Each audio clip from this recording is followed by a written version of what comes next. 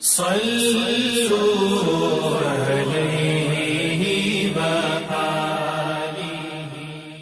بخاری حدیث نمبر 1۔ حضور اکرم صلی اللہ علیہ وآلہ وسلم کا ارشاد ہے، تمام اعمال کا دار و مدار نیت پر ہے، اور ہر عمل کا نتیجہ ہر انسان کو اس کی نیت کے مطابق ہی ملے گا۔ پس جس کی ہجرت دولت دنیا حاصل کرنے کے لیے ہو یا کسی عورت سے شادی کی غرض سے ہو، پس اس کی ہجرت انہی چیزوں کے لیے ہوگی جن کے حاصل کرنے کی نیت سے اس نے ہجرت کی۔ صحیح بخاری حدیث نمبر 2۔ حضور اکرم صلی اللہ علیہ وآلہ وسلم نے فرمایا کہ وحی نازل ہوتے وقت کبھی مجھ کو گھنٹی کی سی آواز محسوس ہوتی ہے، اور وحی کی یہ کیفیت مجھ پر بہت شاخ گزرتی ہے۔ جب یہ کیفیت ختم ہوتی ہے تو میرے دل و دماغ پر اس فرشتے کے ذریعے نازل شدہ وحی محفوظ ہو جاتی ہے، اور کسی وقت ایسا ہوتا ہے کہ فرشتہ بشکل انسان میرے پاس آتا ہے اور مجھ سے کلام کرتا ہے، پس میں اس کا کہا ہوا یاد رکھ لیتا ہوں۔ صحیح بخاری حدیث نمبر 3۔ حضرت صلی اللہ علیہ وآلہ وسلم پر وحی کا ابتدائی دور اچھے سچے پاکیزہ خوابوں سے شروع ہوا۔ آپ خواب میں جو کچھ دیکھتے وہ صبح کی روشنی کی طرح صحیح اور سچا ثابت ہوتا۔ پھر من جانب قدرت آپ تنہائی پسند ہو گئے، اور آپ نے غار حرا میں خلوت نشینی اختیار فرمائی، اور کئی دن اور رات وہاں مسلسل عبادت اور یاد الہی و ذکر میں مشغول رہنے لگے۔ جب تک گھر آنے کو دل نہ چاہتا توشہ ہمراہ لیے ہوئے وہاں رہتے۔ توشہ ختم ہونے پر ہی اہلیہ محترمہ حضرت خدیجہ رضی اللہ تعالی عنہا کے پاس تشریف لاتے، اور کچھ توشہ ہمراہ لے کر پھر وہاں جا کر خلوت گزین ہو جاتے۔ یہی طریقہ جاری رہا یہاں تک کہ آپ پر حق منکشف ہو گیا، اور آپ غار حرا ہی میں قیام پذیر تھے کہ اچانک حضرت جبرائیل علیہ السلام آپ کے پاس حاضر ہوئے اور کہنے لگے کہ اے محمد پڑھو۔ آپ فرماتے ہیں کہ میں نے کہا کہ میں پڑھنا نہیں جانتا۔ آپ صلی اللہ علیہ وسلم فرماتے ہیں کہ فرشتے نے مجھے پکڑ کر اتنے زور سے بھینچا کہ میری طاقت جواب دے گئی۔ پھر مجھے چھوڑ کر کہا پڑھو۔ میں نے پھر وہی جواب دیا کہ میں پڑھا ہوا نہیں ہوں۔ اس فرشتے نے مجھ کو نہایت ہی زور سے بھینچا کہ مجھ کو سخت تکلیف محسوس ہوئی۔ پھر اس نے کہا کہ پڑھ۔ میں نے کہا میں پڑھا ہوا نہیں ہوں۔ فرشتے نے تیسری بار مجھ کو پکڑا اور تیسری مرتبہ پھر مجھ کو بھینچا، پھر مجھے چھوڑ دیا اور کہنے لگا کہ پڑھو اپنے رب کے نام کی مدد سے جس نے پیدا کیا اور انسان کو خون کی پھٹکی سے بنایا۔ پڑھو اور آپ کا رب بہت ہی مہربانیاں کرنے والا ہے۔ پس یہی آیتیں آپ حضرت جبرائیل علیہ السلام سے سن کر اس حال میں غار حرا سے واپس ہوئے کہ آپ کا دل اس انوکھے واقعے سے کانپ رہا تھا۔ آپ حضرت خدیجہ کے ہاں تشریف لائے اور فرمایا کہ مجھے کمبل اوڑھا دو، مجھے کمبل اوڑھا دو۔ لوگوں نے آپ کو کمبل اوڑھا دیا۔ جب آپ کا ڈر جاتا رہا تو آپ نے اپنی زوجہ محترمہ حضرت خدیجہ رضی اللہ تعالی عنہا کو تفصیل کے ساتھ یہ واقعہ سنایا، اور فرمانے لگے کہ مجھ کو اب اپنی جان کا خوف ہو گیا ہے۔ آپ کی اہلیہ محترمہ حضرت خدیجہ رضی اللہ تعالی عنہا نے آپ کی ڈھارس بندھائی اور کہا کہ آپ کا خیال صحیح نہیں ہے، اللہ کی قسم آپ کو اللہ کبھی رسوا نہیں کرے گا۔ آپ تو اخلاق فاضلہ کے مالک ہیں، آپ تو کنبہ پرور ہیں، بے کسوں کا بوجھ اپنے سر پر رکھتے ہیں، مفلسوں کے لیے آپ کماتے ہیں، مہمان نوازی میں آپ بے مثال ہیں، اور مشکل وقت میں آپ امر حق کا ساتھ دیتے ہیں۔ ایسے اوصاف حسنہ والا انسان یوں بے وقت ذلت و خواری کی موت نہیں پا سکتا۔ پھر مزید تسلی کے لیے حضرت خدیجہ رضی اللہ تعالی عنہا آپ کو ورقہ بن نوفل کے پاس لے گئیں، جو ان کے چچا زاد بھائی تھے اور زمانہ جاہلیت میں نصرانی مذہب اختیار کر چکے تھے اور عبرانی زبان کے کاتب تھے۔ چنانچہ انجیل کو بھی حسب منشائے خداوندی عبرانی زبان میں لکھا کرتے تھے۔ انجیل سریانی زبان میں نازل ہوئی تھی، پھر اس کا ترجمہ عبرانی زبان میں ہوا۔ ورقہ اسی کو لکھتے تھے۔ وہ بہت بوڑھے ہو گئے تھے، یہاں تک کہ ان کی بینائی بھی رخصت ہو چکی تھی۔ حضرت خدیجہ رضی اللہ تعالی عنہا نے ان کے سامنے آپ کے حالات بیان کیے اور کہا کہ اے چچا زاد بھائی، اپنے بھتیجے محمد صلی اللہ علیہ وسلم کی زبانی ذرا ان کی کیفیت سن لیجئے۔ وہ بولے کہ بھتیجے، آپ نے جو کچھ دیکھا ہے اس کی تفصیل سناؤ۔ چنانچہ آپ صلی اللہ علیہ وآلہ وسلم نے از اول تا آخر پورا واقعہ سنایا، جسے سن کر ورقہ بے اختیار ہو کر بول اٹھے کہ یہ تو وہی ناموس معزز رازدان فرشتہ ہے جسے اللہ نے حضرت موسیٰ علیہ السلام پر وحی دے کر بھیجا تھا۔ کاش میں آپ کے اس عہد نبوت کے شروع ہونے پر جواں عمر ہوتا، کاش میں اس وقت تک زندہ رہتا جب کہ آپ کی قوم آپ کو اس شہر سے نکال دے گی۔ رسول کریم صلی اللہ علیہ وآلہ وسلم نے یہ سن کر تعجب سے پوچھا کہ کیا وہ لوگ مجھ کو نکال دیں گے، حالانکہ میں تو ان میں صادق و امین و مقبول ہوں۔ ورقہ بولا، ہاں یہ سب کچھ سچ ہے، مگر جو شخص بھی آپ کی طرح امر حق لے کر آیا لوگ اس کے دشمن ہی ہو گئے ہیں۔ اگر مجھے آپ کی نبوت کا وہ زمانہ مل جائے تو میں آپ کی پوری مدد کروں گا۔ مگر ورقہ کچھ دنوں کے بعد انتقال کر گئے، پھر کچھ عرصے تک وحی کی آمد موقوف رہی۔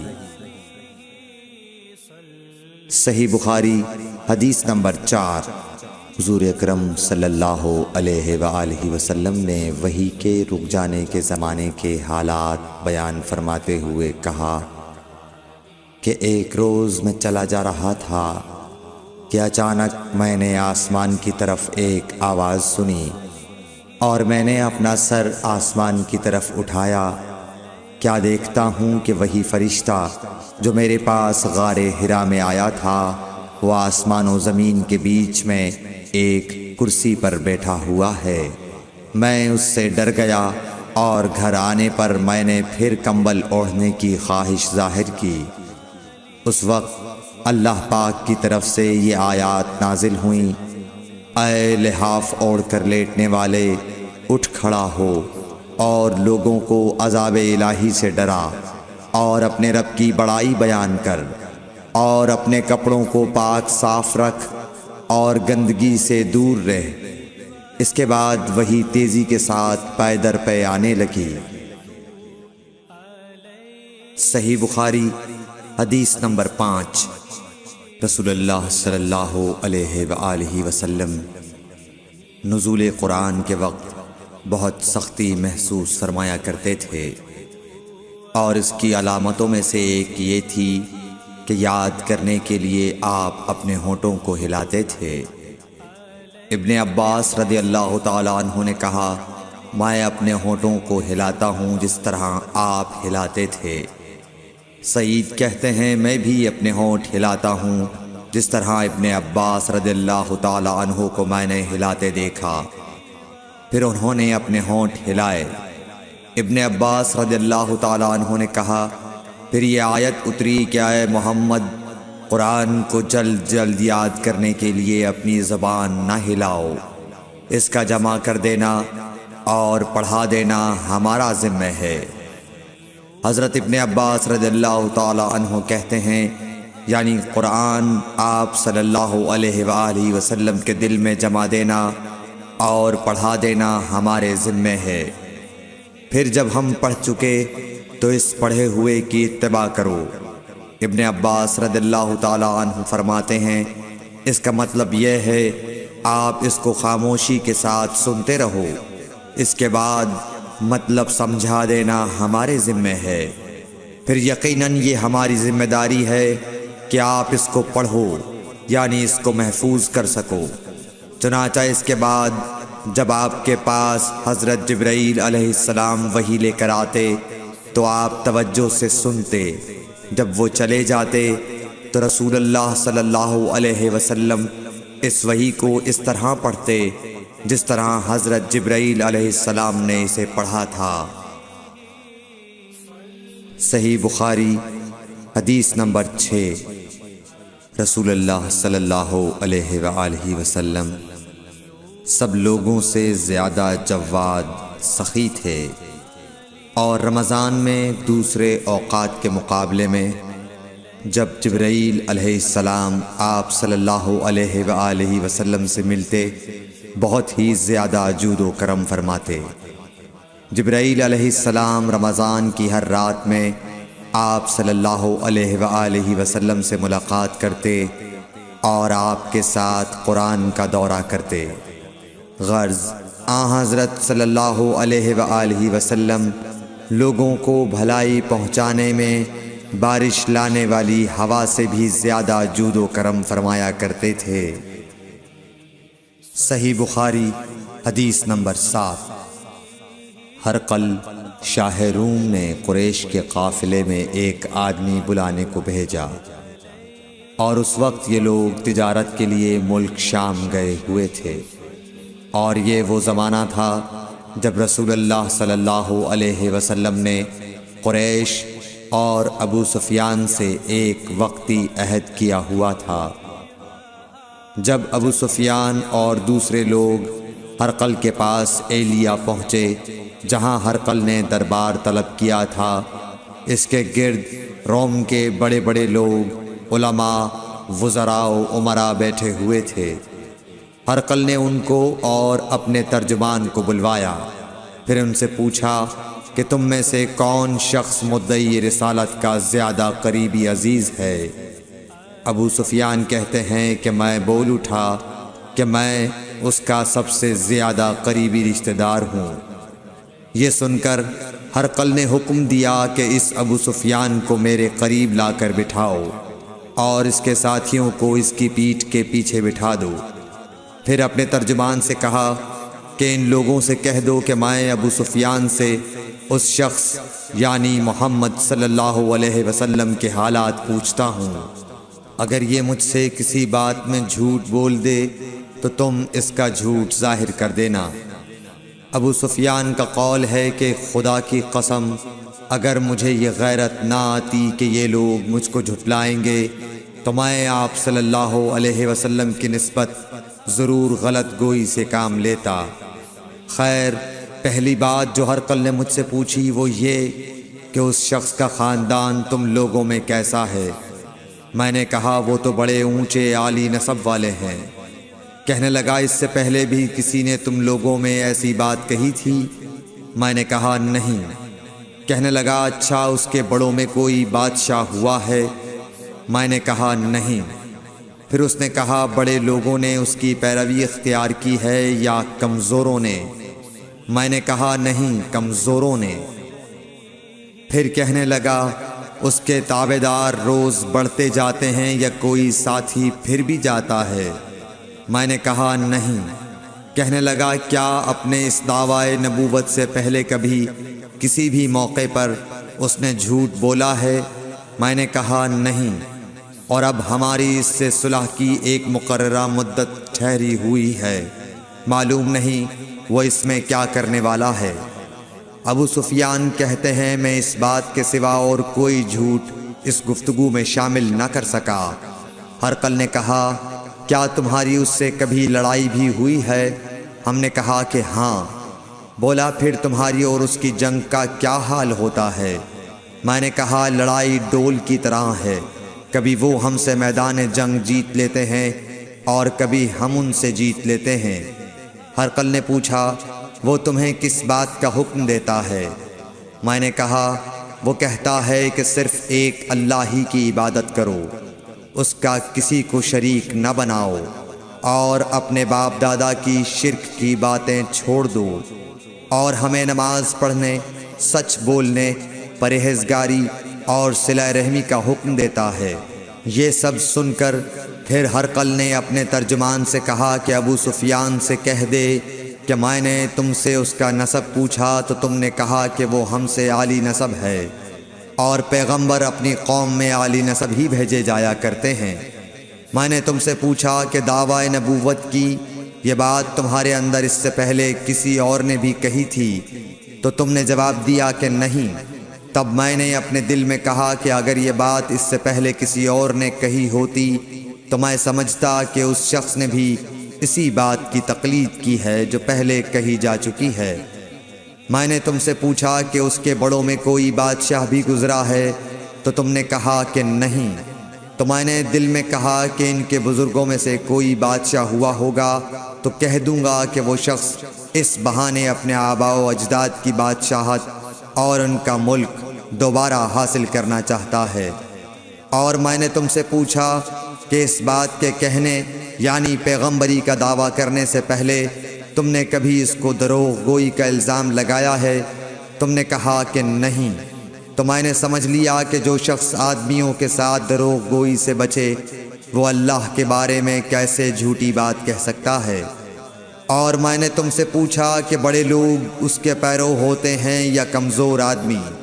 تم نے کہا کمزوروں نے اس کی اتباع کی ہے۔ تو دراصل یہی لوگ پیغمبروں کے متبعین ہوتے ہیں۔ اور میں نے تم سے پوچھا کہ اس کے ساتھی بڑھ رہے ہیں یا کم ہو رہے ہیں؟ تم نے کہا کہ وہ بڑھ رہے ہیں، اور ایمان کی کیفیت یہی ہوتی ہے حتیٰ کہ وہ کامل ہو جاتا ہے۔ اور میں نے تم سے پوچھا کہ آیا کوئی شخص اس کے دین سے ناخوش ہو کر مرتد بھی ہو جاتا ہے؟ تم نے کہا نہیں۔ تو ایمان کی خاصیت بھی یہی ہے، جن کے دلوں میں اس کی مسرت رچ بس جائے وہ اس سے لوٹا نہیں کرتے۔ اور میں نے تم سے پوچھا کہ آیا وہ کبھی عہد شکنی کرتے ہیں؟ تم نے کہا نہیں۔ پیغمبروں کا یہی حال ہوتا ہے، وہ عہد کی خلاف ورزی نہیں کرتے۔ اور میں نے تم سے کہا کہ وہ تم سے کس چیز کے لیے کہتے ہیں؟ تم نے کہا کہ وہ ہمیں حکم دیتے ہیں کہ اللہ کی عبادت کرو، اس کے ساتھ کسی کو شریک نہ ٹھہراؤ، اور تمہیں بتوں کی پرستش سے روکتے ہیں، سچ بولنے اور پرہیزگاری کا حکم دیتے ہیں۔ لہٰذا اگر یہ باتیں جو تم کہہ رہے ہو سچ ہیں تو ان قریب وہ اس جگہ کا مالک ہو جائے گا کہ جہاں میرے یہ دونوں پاؤں ہیں۔ مجھے معلوم تھا کہ وہ پیغمبر آنے والا ہے، مگر مجھے یہ معلوم نہیں تھا کہ وہ تمہارے اندر ہوگا۔ اگر میں جانتا کہ اس تک پہنچ سکوں گا تو اس سے ملنے کے لیے ہر تکلیف گوارا کرتا۔ اگر میں اس کے پاس ہوتا تو اس کے پاؤں دھوتا۔ ہرقل نے رسول اللہ صلی اللہ علیہ وسلم کا وہ خط منگایا جو آپ نے وحیہ کلبی رضی اللہ تعالیٰ عنہ کے ذریعے حاکم بصرہ کے پاس بھیجا تھا، اور اس نے وہ ہرقل کے پاس بھیج دیا تھا۔ پھر اس کو پڑھا تو اس میں لکھا تھا، اللہ کے نام کے ساتھ جو نہایت مہربان اور رحم والا ہے۔ اللہ کے بندے اور اس کے پیغمبر محمد صلی اللہ علیہ وسلم کی طرف سے یہ خط ہے شاہ روم کے لیے۔ اس شخص پر سلام ہو جو ہدایت کی پیروی کرے۔ اس کے بعد میں آپ کے سامنے دعوت اسلام پیش کرتا ہوں۔ اگر آپ اسلام لے آئیں گے تو دین و دنیا میں سلامتی نصیب ہوگی، اللہ آپ کو دوہرا ثواب دے گا، اور اگر آپ میری دعوت سے روگردانی کریں گے تو آپ کی رعایا کا گناہ بھی آپ ہی پر ہوگا۔ اور اے اہل کتاب، ایک ایسی بات پر آ جاؤ جو ہمارے اور تمہارے درمیان یکساں ہے، وہ یہ کہ ہم اللہ کے سوا کسی کی عبادت نہ کریں اور کسی کو اس کا شریک نہ ٹھہرائیں، اور نہ ہم میں سے کوئی کسی کو خدا کے سوا اپنا رب بنائے۔ پھر اگر وہ اہل کتاب اس کتاب سے منہ پھیر لیں تو مسلمانوں تم ان سے کہہ دو کہ تم مانو یا نہ مانو، ہم ایک خدا کے اطاعت گزار ہیں۔ ابو سفیان کہتے ہیں جب ہرقل نے جو کچھ کہنا تھا کہہ دیا اور خط پڑھ کر فارغ ہوا تو اس کے ارد گرد بہت شور و غوغا ہوا، بہت سی آوازیں اٹھیں اور ہمیں باہر نکال دیا گیا۔ تب میں نے اپنے ساتھیوں سے کہا کہ ابو کبشہ کے بیٹے حضرت صلی اللہ علیہ وسلم کا معاملہ تو بہت بڑھ گیا، دیکھو تو اس سے بنی اصفر روم کا بادشاہ بھی ڈرتا ہے۔ مجھے اس وقت سے اس بات کا یقین ہو گیا کہ حضور صلی اللہ علیہ وسلم ان قریب غالب ہو کر رہیں گے، حتیٰ کہ اللہ نے مجھے مسلمان کر دیا۔ راوی کا بیان ہے کہ ابن ناطور ایلیا کا حاکم ہرقل کا مصاحب اور شام کے نصارہ کا لاٹ پادری بیان کرتا تھا کہ ہرقل جب ایلیا آیا ایک دن صبح کو پریشان اٹھا تو اس کے درباریوں نے دریافت کیا کہ آج ہم آپ کی حالت بدلی ہوئی پاتے ہیں، کیا وجہ ہے؟ ابن ناطور کا بیان ہے کہ ہرقل نجومی تھا، علم نجوم میں وہ پوری مہارت رکھتا تھا۔ اس نے اپنے ہم نشینوں کو بتایا کہ میں نے آج رات ستاروں پر نظر ڈالی تو دیکھا کہ ختنہ کرنے والوں کا بادشاہ ہمارے ملک پر غالب آ گیا ہے۔ بھلا اس زمانے میں کون لوگ ختنہ کرتے ہیں؟ انہوں نے کہا کہ یہود کے سوا کوئی ختنہ نہیں کرتا، سو ان کی وجہ سے پریشان نہ ہوں۔ سلطنت کے تمام شہروں میں یہ حکم لکھ بھیجیے کہ وہاں جتنے یہودی ہوں سب قتل کر دیے جائیں۔ وہ لوگ انہی باتوں میں مشغول تھے کہ ہرقل کے پاس ایک آدمی لایا گیا جسے شاہ غسان نے بھیجا تھا۔ اس نے رسول اللہ صلی اللہ علیہ وسلم کے حالات بیان کیے۔ جب ہرقل نے سارے حالات سن لیے تو کہا کہ جا کر دیکھو وہ ختنہ کیے ہوئے ہے یا نہیں۔ انہوں نے اسے دیکھا تو بتلایا کہ وہ ختنہ کیا ہوا ہے۔ ہرقل نے جب اس شخص سے عرب کے بارے میں پوچھا تو اس نے بتلایا کہ وہ ختنہ کرتے ہیں۔ تب ہرقل نے کہا کہ یہی محمد صلی اللہ علیہ وسلم اس امت کے بادشاہ ہیں جو پیدا ہو چکے ہیں۔ پھر اس نے اپنے ایک دوست کو رومیہ خط لکھا اور وہ بھی علم نجوم میں ہرقل کی طرح ماہر تھا۔ پھر وہاں سے ہرقل حمص چلا گیا، ابھی حمص سے نکلا نہیں تھا کہ اس کے دوست کا خط اس کے جواب میں آ گیا۔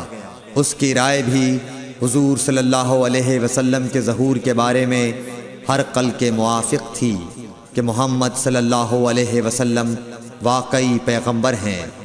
اس کے بعد ہرقل نے روم کے بڑے آدمیوں کو اپنے حمص کے محل میں طلب کیا اور اس کے حکم سے محل کے دروازے بند کر لیے گئے۔ پھر وہ اپنے خاص محل سے باہر آیا اور کہا، اے روم والو، کیا ہدایت اور کامیابی میں کچھ حصہ تمہارے لیے بھی ہے؟ اگر تم اپنی سلطنت کی بقا چاہتے ہو تو پھر اس نبی صلی اللہ علیہ وسلم کی بیعت کر لو اور مسلمان ہو جاؤ۔ یہ سننا تھا کہ پھر لوگ وحشی گدھوں کی طرح دروازوں کی طرف دوڑے مگر انہیں بند پایا۔ آخر جب ہرقل نے اس بات سے ان کی یہ نفرت دیکھی اور ان کے ایمان لانے سے مایوس ہو گیا تو کہنے لگا کہ ان لوگوں کو میرے پاس لاؤ۔ جب وہ دوبارہ آئے تو اس نے کہا، میں نے جو بات کہی تھی اس سے تمہاری دینی پختگی کی آزمائش مقصود تھی، سو وہ میں نے دیکھ لی۔ تب یہ بات سن کر وہ سب کے سب اس کے سامنے سجدے میں گر پڑے اور اس سے خوش ہو گئے۔ بالآخر ہرقل کی آخری حالت یہی رہی۔ صحیح بخاری حدیث نمبر 8۔ رسول اللہ صلی اللہ علیہ وسلم نے فرمایا، اسلام کی بنیاد 5 چیزوں پر قائم کی گئی ہے۔ اول گواہی دینا کہ اللہ کے سوا کوئی معبود نہیں اور بے شک حضرت محمد صلی اللہ علیہ وسلم اللہ کے سچے رسول ہیں، اور نماز قائم کرنا اور زکوٰۃ ادا کرنا اور حج کرنا اور رمضان کے روزے رکھنا۔ صحیح بخاری حدیث نمبر 9۔ نبی کریم صلی اللہ علیہ وآلہ وسلم نے فرمایا کہ ایمان کی 60 سے کچھ اوپر شاخیں ہیں، اور حیا شرم بھی ایمان کی ایک شاخ ہے۔ صحیح بخاری حدیث نمبر 10۔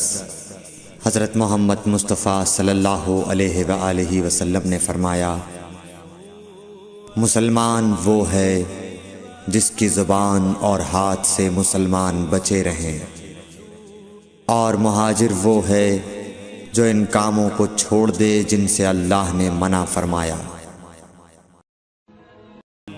حدیث نمبر 11۔ لوگوں نے پوچھا، یا رسول اللہ، کون سا اسلام افضل ہے؟ تو نبی صلی اللہ علیہ وسلم نے فرمایا، وہ جس کے ماننے والے مسلمانوں کی زبان اور ہاتھ سے سارے مسلمان سلامتی میں رہیں۔ صحیح بخاری حدیث نمبر 12۔ ایک دن ایک آدمی نے حضرت صلی اللہ علیہ وسلم سے پوچھا کہ کون سا اسلام بہتر ہے؟ فرمایا، یہ کہ تم کھانا کھلاؤ اور جس کو پہچانو اس کو بھی اور جس کو نہ پہچانو اس کو بھی، الغرض سب کو سلام کرو۔ صحیح بخاری حدیث نمبر 13۔ حضور اکرم صلی اللہ علیہ وآلہ وسلم نے فرمایا، تم میں سے کوئی شخص ایماندار نہ ہوگا جب تک اپنے بھائی کے لیے وہ نہ چاہے جو اپنے نفس کے لیے چاہتا ہے۔ صحیح بخاری حدیث نمبر 14۔ رسول کریم صلی اللہ علیہ وسلم نے فرمایا، قسم ہے اس ذات کی جس کے ہاتھ میں میری جان ہے، تم میں سے کوئی بھی ایماندار نہ ہوگا جب تک میں اس کے والد اور اولاد سے بھی زیادہ اس کا محبوب نہ بن جاؤں۔ صحیح بخاری حدیث نمبر 15۔ حضرت صلی اللہ علیہ وسلم نے فرمایا، تم میں سے کوئی شخص ایماندار نہ ہوگا جب تک اس کے والد اور اس کی اولاد اور تمام لوگوں سے زیادہ اس کے دل میں میری محبت نہ ہو جائے۔ صحیح بخاری حدیث نمبر 16۔ نبی کریم صلی اللہ علیہ وآلہ وسلم نے فرمایا، 3 خصلتیں ایسی ہیں کہ جس میں یہ پیدا ہو جائیں اس نے ایمان کی مٹھاس کو پا لیا۔ اول یہ کہ اللہ اور اس کا رسول اس کے نزدیک سب سے زیادہ محبوب بن جائیں۔ دوسرے یہ کہ وہ کسی انسان سے محض اللہ کی رضا کے لیے محبت رکھے۔ تیسرے یہ کہ وہ کفر میں واپس لوٹنے کو ایسا برا جانے جیسا کہ آگ میں ڈالے جانے کو برا جانتا ہے۔ صحیح بخاری حدیث نمبر 17۔ حضور اکرم صلی اللہ علیہ وآلہ وسلم نے فرمایا، انصار سے محبت رکھنا ایمان کی نشانی ہے، اور انصار سے کینہ رکھنا نفاق کی نشانی ہے۔ صحیح بخاری حدیث نمبر 18۔ رسول اللہ صلی اللہ علیہ وسلم نے اس وقت جب آپ کے گرد صحابہ کی ایک جماعت بیٹھی ہوئی تھی فرمایا کہ مجھ سے بیعت کرو اس بات پر کہ اللہ کے ساتھ کسی کو شریک نہ کرو گے، چوری نہ کرو گے، زنا نہ کرو گے، اپنی اولاد کو قتل نہ کرو گے، اور ناعمدن کسی پر کوئی ناحق بہتان باندھو گے، اور کسی بھی اچھی بات میں اللہ کی نافرمانی نہ کرو گے۔ جو کوئی تم میں اس عہد کو پورا کرے گا تو اس کا ثواب اللہ کے ذمے ہے، اور جو کوئی ان بری باتوں میں سے کسی کا ارتکاب کرے اور اسے دنیا میں اسلامی قانون کے تحت سزا دے دی گئی تو یہ سزا اس کے گناہوں کے لیے بدلہ ہو جائے گی، اور جو کوئی ان میں سے کسی بات میں مبتلا ہو گیا اور اللہ نے اس کے گناہ کو چھپا لیا تو پھر اس کا معاملہ اللہ کے حوالے ہے، اگر چاہے معاف کرے اور اگر چاہے سزا دے دے۔ عبادہ کہتے ہیں کہ پھر ہم سب نے ان سب باتوں پر آپ صلی اللہ علیہ وسلم سے بیعت کر لی۔ صحیح بخاری حدیث نمبر 19۔ رسول اللہ صلی اللہ علیہ وسلم نے فرمایا، وہ وقت قریب ہے جب مسلمان کا سب سے عمدہ مال اس کی بکریاں ہوں گی، جن کے پیچھے وہ پہاڑوں کی چوٹیوں اور برساتی وادیوں میں اپنے دین کو بچانے کے لیے بھاگ جائے گا۔ صحیح بخاری حدیث نمبر 20۔ رسول اللہ صلی اللہ علیہ وسلم کسی کام کا حکم دیتے تو وہ ایسا ہی کام ہوتا جس کے کرنے کی لوگوں میں طاقت ہوتی۔ اس پر صحابہ کرام نے عرض کیا کہ یا رسول اللہ، ہم لوگ تو آپ جیسے نہیں ہیں، آپ تو معصوم ہیں اور آپ کی اللہ پاک نے اگلی پچھلی سب لغزشیں معاف فرما دی ہیں، اس لیے ہمیں اپنے سے کچھ زیادہ عبادت کرنے کا حکم فرمائیے۔ یہ سن کر آپ ناراض ہوئے، حتیٰ کہ خفگی آپ کے چہرہ مبارک سے ظاہر ہونے لگی۔ پھر فرمایا کہ بے شک میں تم سب سے زیادہ اللہ سے ڈرتا ہوں اور تم سب سے زیادہ اسے جانتا ہوں، پس تم مجھ سے بڑھ کر عبادت نہیں کر سکتے۔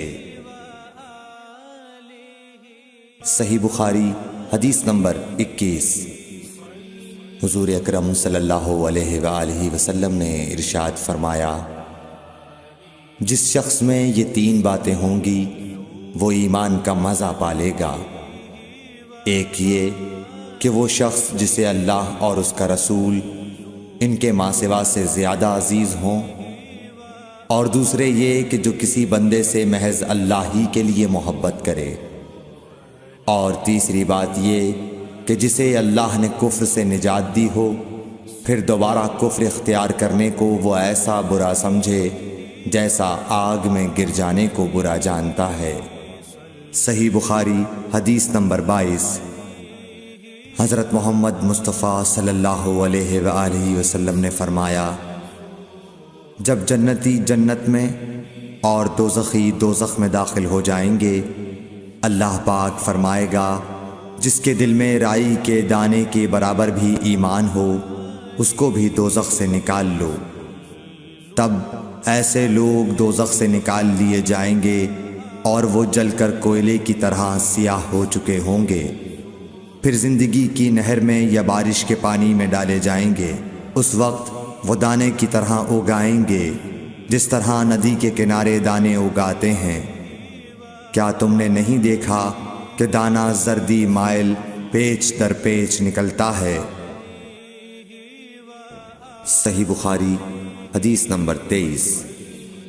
حضور اکرم صلی اللہ علیہ وآلہ وسلم نے فرمایا، میں ایک وقت سو رہا تھا، میں نے خواب میں دیکھا کہ لوگ میرے سامنے پیش کیے جا رہے ہیں اور وہ کرتے پہنے ہوئے ہیں، کسی کا کرتا سینے تک ہے اور کسی کا اس سے نیچا ہے۔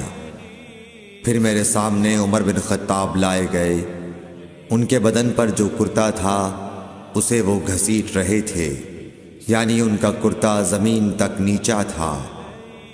صحابہ رضی اللہ تعالی عنہ نے پوچھا کہ یا رسول اللہ، اس کی کیا تعبیر ہے؟ آپ نے فرمایا کہ اس سے دین مراد ہے۔ صحیح بخاری حدیث نمبر 24۔ ایک مرتبہ رسول کریم صلی اللہ علیہ وسلم ایک انصاری شخص کے پاس سے گزرے، اس حال میں کہ وہ اپنے ایک بھائی سے کہہ رہے تھے کہ تم اتنی شرم کیوں کرتے ہو؟ آپ نے اس انصاری سے فرمایا کہ اس کو اس کے حال پر رہنے دو، کیونکہ حیا بھی ایمان ہی کا ایک حصہ ہے۔ صحیح بخاری حدیث نمبر 25۔ رسول اللہ صلی اللہ علیہ وسلم نے فرمایا، مجھے اللہ کی طرف سے حکم دیا گیا ہے کہ لوگوں سے جنگ کروں اس وقت تک کہ وہ اس بات کا اقرار کر لیں کہ اللہ کے سوا کوئی معبود نہیں ہے، اور یہ کہ محمد صلی اللہ علیہ وسلم اللہ کے سچے رسول ہیں، اور نماز ادا کرنے لگیں اور زکوٰۃ دیں۔ جس وقت وہ یہ کرنے لگیں گے تو مجھ سے اپنے جان و مال کو محفوظ کر لیں گے، سوائے اسلام کے حق کے۔ رہا ان کے دل کا حال تو ان کا حساب اللہ کے ذمے ہے۔ صحیح بخاری حدیث نمبر 26۔ رسول اللہ صلی اللہ علیہ وسلم سے دریافت کیا گیا کہ کون سا عمل سب سے افضل ہے؟ فرمایا اللہ اور اس کے رسول پر ایمان لانا۔ کہا گیا اس کے بعد کون سا؟ آپ نے فرمایا کہ اللہ کی راہ میں جہاد کرنا۔ کہا گیا پھر کیا ہے؟ آپ نے فرمایا حج مبرور۔ صحیح بخاری حدیث نمبر 27۔ رسول اللہ صلی اللہ علیہ وسلم نے چند لوگوں کو کچھ عطیہ دیا اور ساتھ وہاں موجود تھے۔ وہ کہتے ہیں کہ رسول اللہ صلی اللہ علیہ وسلم نے ان میں سے ایک شخص کو کچھ نہ دیا، حالانکہ وہ ان میں مجھے سب سے زیادہ پسند تھا۔ میں نے کہا حضور آپ نے فلاں کو کچھ نہ دیا، میں اسے مومن گمان کرتا ہوں۔ آپ نے فرمایا مومن یا مسلمان؟ میں تھوڑی دیر چپ رہ کر پھر پہلی بات دہرانے لگا۔ حضور صلی اللہ علیہ وسلم نے بھی دوبارہ وہی جواب دیا۔ پھر آپ نے فرمایا کہ اے سعد، باوجود یہ کہ ایک شخص مجھے زیادہ عزیز ہے، پھر بھی میں اسے نظر انداز کر کے کسی اور دوسرے کو اس خوف کی وجہ سے یہ مال دیتا ہوں کہ وہ اپنی کمزوری کی وجہ سے اسلام سے پھر جائے اور اللہ اسے آگ میں اوندھا ڈال دے۔ صحیح بخاری حدیث نمبر 28۔ ایک آدمی نے رسول اللہ صلی اللہ علیہ وسلم سے پوچھا کون سا اسلام بہتر ہے؟ آپ صلی اللہ علیہ وسلم نے فرمایا کہ تو کھانا کھلائے اور ہر شخص کو سلام کرے، خواہ اس کو تو جانتا ہو یا نہ جانتا ہو۔ صحیح بخاری حدیث نمبر 29۔ حضرت صلی اللہ علیہ وسلم نے فرمایا مجھے دوزخ دکھلائی گئی تو اس میں زیادہ تر عورتیں تھیں جو کفر کرتی ہیں۔ کہا گیا حضور کیا وہ اللہ کے ساتھ کفر کرتی ہیں؟ آپ صلی اللہ علیہ وسلم نے فرمایا کہ خاوند کی ناشکری کرتی ہیں اور احسان کی ناشکری کرتی ہیں۔ اگر تم عمر بھر ان میں سے کسی کے ساتھ احسان کرتے رہو، پھر تمہاری طرف سے کبھی کوئی ان کے خیال میں ناگواری کی بات ہو جائے تو فوراً کہہ اٹھے گی کہ میں نے کبھی بھی تجھ سے کوئی بھلائی نہیں دیکھی۔ صحیح بخاری حدیث نمبر 30۔ حضرت صلی اللہ علیہ وآلہ وسلم فرماتے تھے جب دو مسلمان اپنی اپنی تلواریں لے کر بھڑ جائیں تو قاتل اور مقتول دونوں دوزخی ہیں۔ عرض کیا گیا یا رسول اللہ قاتل تو خیر ضرور دوزخی ہونا چاہیے، مقتول کیوں؟ فرمایا وہ بھی اپنے ساتھی کو مار ڈالنے کی حرص رکھتا تھا، موقع پاتا تو وہ اسے ضرور قتل کر دیتا، دل کے عزم سمیم پر وہ دوزخی ہوا۔ صحیح بخاری حدیث نمبر 31۔ ابو ذر ایک جوڑا پہنے ہوئے تھے اور ان کا غلام بھی جوڑا پہنے ہوئے تھا۔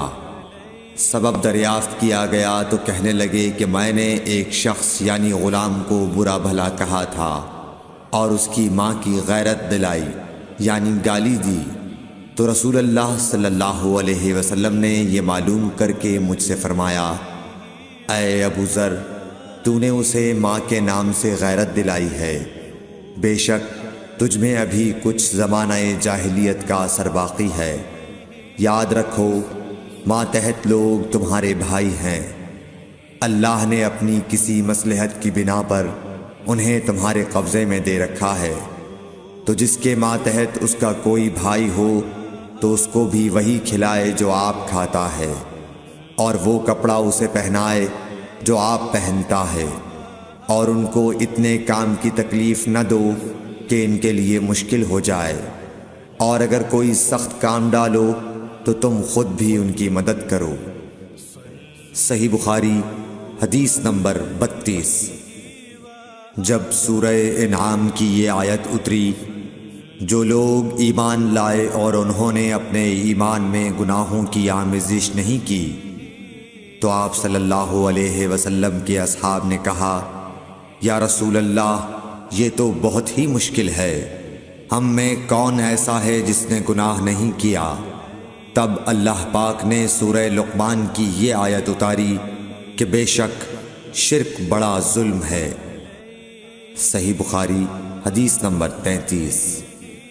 رسول اللہ صلی اللہ علیہ وآلہ وسلم نے فرمایا، منافق کی علامتیں 3 ہیں: جب بات کرے جھوٹ بولے، جب وعدہ کرے اس کے خلاف کرے، اور جب اس کو امین بنایا جائے تو خیانت کرے۔ صحیح بخاری حدیث نمبر 34۔ رسول اللہ صلی اللہ علیہ وسلم نے فرمایا کہ 4 عادتیں جس کسی میں ہوں تو وہ خالص منافق ہے، اور جس کسی میں ان 4 میں سے ایک عادت ہو تو وہ بھی نفاق ہی ہے جب تک اسے نہ چھوڑ دے۔ وہ یہ ہیں: جب اسے امین بنایا جائے تو امانت میں خیانت کرے، اور بات کرتے وقت جھوٹ بولے، اور جب کسی سے عہد کرے تو اسے پورا نہ کرے، اور جب کسی سے لڑے تو گالیوں پر اتر آئے۔ صحیح بخاری حدیث نمبر 35۔ رسول اللہ صلی اللہ علیہ وسلم نے فرمایا، جو شخص شب قدر ایمان کے ساتھ محض ثواب آخرت کے لیے ذکر و عبادت میں گزارے، اس کے گزشتہ گناہ بخش دیے جاتے ہیں۔ صحیح بخاری حدیث نمبر 36۔ رسول اللہ صلی اللہ علیہ وسلم نے فرمایا، جو شخص اللہ کی راہ میں جہاد کے لیے نکلا، اللہ اس کا ضامن ہو گیا۔ اللہ تعالیٰ فرماتا ہے، اس کو میری ذات پر یقین اور میرے پیغمبروں کی تصدیق نے اس سرفروشی کے لیے گھر سے نکالا ہے۔ میں اس بات کا ضامن ہوں کہ یا تو اس کو واپس کر دوں ثواب اور مال غنیمت کے ساتھ، یا شہید ہونے کے بعد جنت میں داخل کر دوں۔ رسول اللہ صلی اللہ علیہ وسلم نے فرمایا، اور اگر میں اپنی امت پر اس کام کو دشوار نہ سمجھتا تو لشکر کا ساتھ نہ چھوڑتا، اور میری خواہش ہے کہ اللہ کی راہ میں مارا جاؤں، پھر زندہ کیا جاؤں، پھر مارا جاؤں، پھر زندہ کیا جاؤں، پھر مارا جاؤں۔ صحیح بخاری حدیث نمبر 37۔ حضرت صلی اللہ علیہ وسلم نے فرمایا، جو کوئی رمضان میں راتوں کو ایمان رکھ کر اور ثواب کے لیے عبادت کرے، اس کے اگلے گناہ بخش دیے جاتے ہیں۔ صحیح بخاری حدیث نمبر 38۔ حضرت صلی اللہ علیہ وسلم نے فرمایا، جس نے رمضان کے روزے ایمان اور خالص نیت کے ساتھ رکھے، اس کے پچھلے گناہ بخش دیے گئے۔ صحیح بخاری حدیث نمبر 39۔ حضرت صلی اللہ علیہ وسلم نے فرمایا، بے شک دین آسان ہے، اور جو شخص دین میں سختی اختیار کرے گا تو دین اس پر غالب آ جائے گا اور اس کی سختی نہ چل سکے گی۔ بس اس لیے اپنے عمل میں پختگی اختیار کرو، اور جہاں تک ممکن ہو میانہ روی برتو، اور خوش ہو جاؤ کہ اس طرز عمل سے تم کو دارین کے فوائد حاصل ہوں گے، اور صبح اور دوپہر اور شام اور کسی قدر رات میں عبادت سے مدد حاصل کرو۔ نماز 5 وقتہ بھی مراد ہو سکتی ہے کہ پابندی سے ادا کرو۔ صحیح بخاری حدیث نمبر 40۔ رسول اللہ صلی اللہ علیہ وسلم جب مدینہ تشریف لائے تو پہلے اپنی نانہال اترے جو انصار تھے، اور وہاں آپ نے 16 یا 17 ماہ بیت المقدس کی طرف منہ کر کے نماز پڑھی، اور آپ کی خواہش تھی کہ آپ کا قبلہ بیت اللہ کی طرف ہو۔ جب بیت اللہ کی طرف نماز پڑھنے کا حکم ہو گیا تو تو سب سے پہلی نماز جو آپ نے بیت اللہ کی طرف پڑھی عصر کی نماز تھی۔ وہاں آپ صلی اللہ علیہ وسلم کے ساتھ لوگوں نے بھی نماز پڑھی۔ پھر آپ کے ساتھ نماز پڑھنے والوں سے ایک آدمی نکلا اور اس کا مسجد بنی حارثہ کی طرف گزر ہوا تو وہ لوگ رکوع میں تھے۔ وہ بولا کہ میں اللہ کی گواہی دیتا ہوں کہ میں نے رسول اللہ صلی اللہ علیہ وسلم کے ساتھ مکے کی طرف منہ کر کے نماز پڑھی ہے۔ یہ سن کر وہ لوگ اسی حال میں بیت اللہ کی طرف گھوم گئے، اور جب رسول اللہ صلی اللہ علیہ وسلم بیت المقدس کی طرف منہ کر کے نماز پڑھا کرتے تھے، یہودی اور عیسائی خوش ہوتے تھے، مگر جب آپ نے بیت اللہ کی طرف منہ پھیر لیا تو انہیں یہ امر ناگوار ہوا۔ زہیر ایک راوی کہتے ہیں کہ ہم سے ابو اسحاق نے برا سے یہ حدیث بھی نقل کی ہے کہ قبلہ کی تبدیلی سے پہلے کچھ مسلمان انتقال کر چکے تھے، تو ہمیں یہ معلوم نہ ہو سکا کہ ان کی نمازوں کے بارے میں کیا کہیں۔ تب اللہ نے یہ آیت نازل کی، وَمَا كَانَ اللَّهُ لِيُضِيعَ إِيمَانَكُمْ، سورہ بقرہ آیت نمبر 143۔ صحیح بخاری حدیث نمبر 41۔ حضور اکرم صلی اللہ علیہ وآلہ وسلم نے ارشاد فرمایا کہ جب ایک بندہ مسلمان ہو جائے اور اس کا اسلام عمدہ ہو، یقین و خلوص کے ساتھ ہو، تو اللہ اس کے گناہ کو جو اس نے اس اسلام لانے سے پہلے کیا معاف فرما دیتا ہے، اور اب اس کے بعد کے لیے بدلہ شروع ہو جاتا ہے، یعنی ایک نیکی کے عوض 10 گناہ سے لے کر 700 گناہ تک ثواب، اور ایک برائی کا اسی برائی کے مطابق بدلہ دیا جاتا ہے، مگر یہ کہ اللہ تعالیٰ اس برائی سے بھی درگزر کرے اور اسے بھی معاف فرما دے، یہ بھی اس کے لیے آسان ہے۔ صحیح بخاری حدیث نمبر 42۔ رسول اللہ صلی اللہ علیہ وسلم نے فرمایا کہ تم میں سے کوئی شخص جب اپنے اسلام کو عمدہ بنا لے، یعنی نفاق اور ریا سے پاک کر لے، تو ہر نیک کام جو وہ کرتا ہے اس کے عوض 10 سے لے کر 700 گناہ تک نیکیاں لکھی جاتی ہیں، اور ہر برا کام جو کرتا ہے تو وہ اتنا ہی لکھا جاتا ہے جتنا کہ اس نے کیا ہے۔ صحیح بخاری حدیث نمبر 43۔ رسول اللہ صلی اللہ علیہ وسلم ایک دن حضرت عائشہ رضی اللہ تعالی عنہا کے پاس آئے۔ اس وقت ایک عورت حضرت عائشہ رضی اللہ تعالی عنہا کے پاس بیٹھی تھی۔ آپ صلی اللہ علیہ وسلم نے دریافت کیا، یہ کون ہے؟ عرض کیا، فلاں عورت، اور اس کی نماز کے اشتیاق اور پابندی کا ذکر کیا۔ آپ صلی اللہ علیہ وسلم نے فرمایا، ٹھہر جاؤ، سن لو کہ تم پر اتنا ہی عمل واجب ہے جتنے عمل کی تمہارے اندر طاقت ہے۔ اللہ کی قسم، ثواب دینے سے اللہ نہیں اکتاتا، مگر تم عمل کرتے کرتے اکتا جاؤ گے، اور اللہ کو دین کا وہی عمل زیادہ پسند ہے جس کی ہمیشہ پابندی کی جا سکے، اور انسان بغیر اکتائے اسے انجام دے۔ صحیح بخاری حدیث نمبر 44۔ رسول اللہ صلی اللہ علیہ وسلم نے فرمایا، جس شخص نے لا الہ الا اللہ کہہ لیا اور اس کے دل میں جو برابر بھی ایمان ہے، تو وہ ایک نہ ایک دن دوزخ سے ضرور نکلے گا، اور دوزخ سے وہ شخص بھی ضرور نکلے گا جس نے کلمہ پڑھا اور اس کے دل میں گیہوں کے دانے برابر خیر ہے، اور دوزخ سے وہ بھی نکلے گا جس نے کلمہ پڑھا اور اس کے دل میں ایک ذرہ برابر بھی خیر ہے۔ صحیح بخاری حدیث نمبر 45۔ ایک یہودی نے حضرت عمر بن خطاب رضی اللہ تعالیٰ عنہ سے کہا کہ اے امیر المومنین، تمہاری کتاب قرآن میں ایک آیت ہے جسے تم پڑھتے ہو، اگر وہ ہم یہودیوں پر نازل ہوتی تو ہم اس کے نزول کے دن کو یوم عید بنا لیتے۔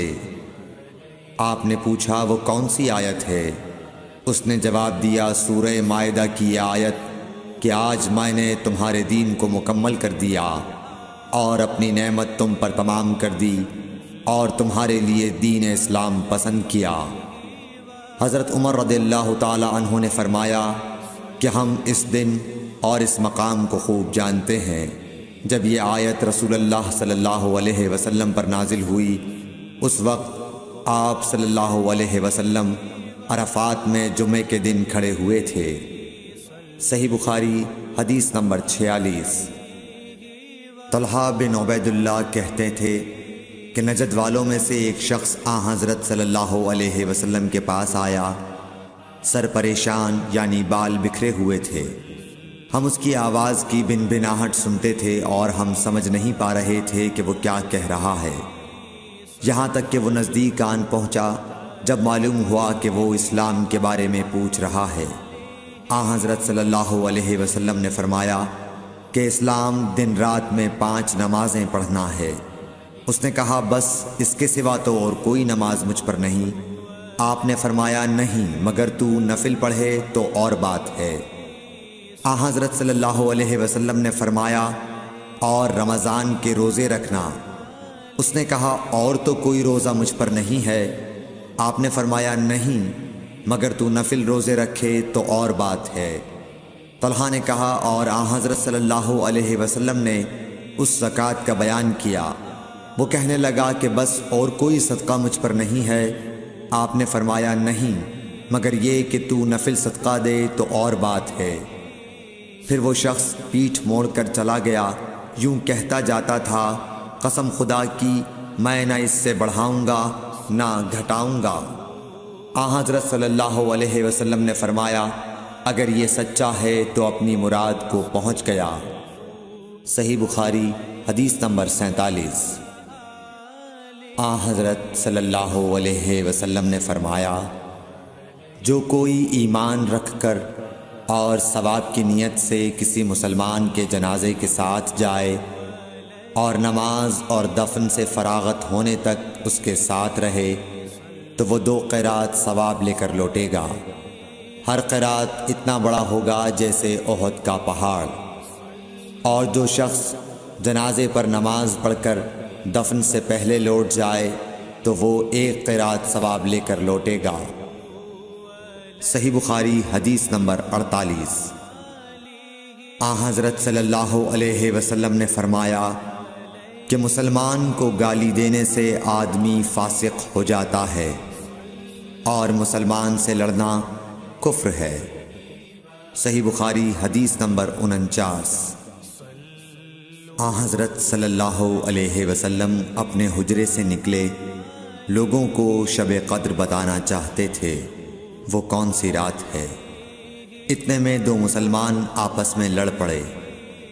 آپ صلی اللہ علیہ وسلم نے فرمایا میں تو اس لیے باہر نکلا تھا کہ تم کو شب قدر بتلاؤں، اور فلاں فلاں آدمی لڑ پڑے تو وہ میرے دل سے اٹھا لی گئی، اور شاید اسی میں کچھ تمہاری بہتری ہو، تو اب ایسا کرو کہ شب قدر کو رمضان کی 27ویں، 29ویں اور 25ویں رات میں ڈھونڈا کرو۔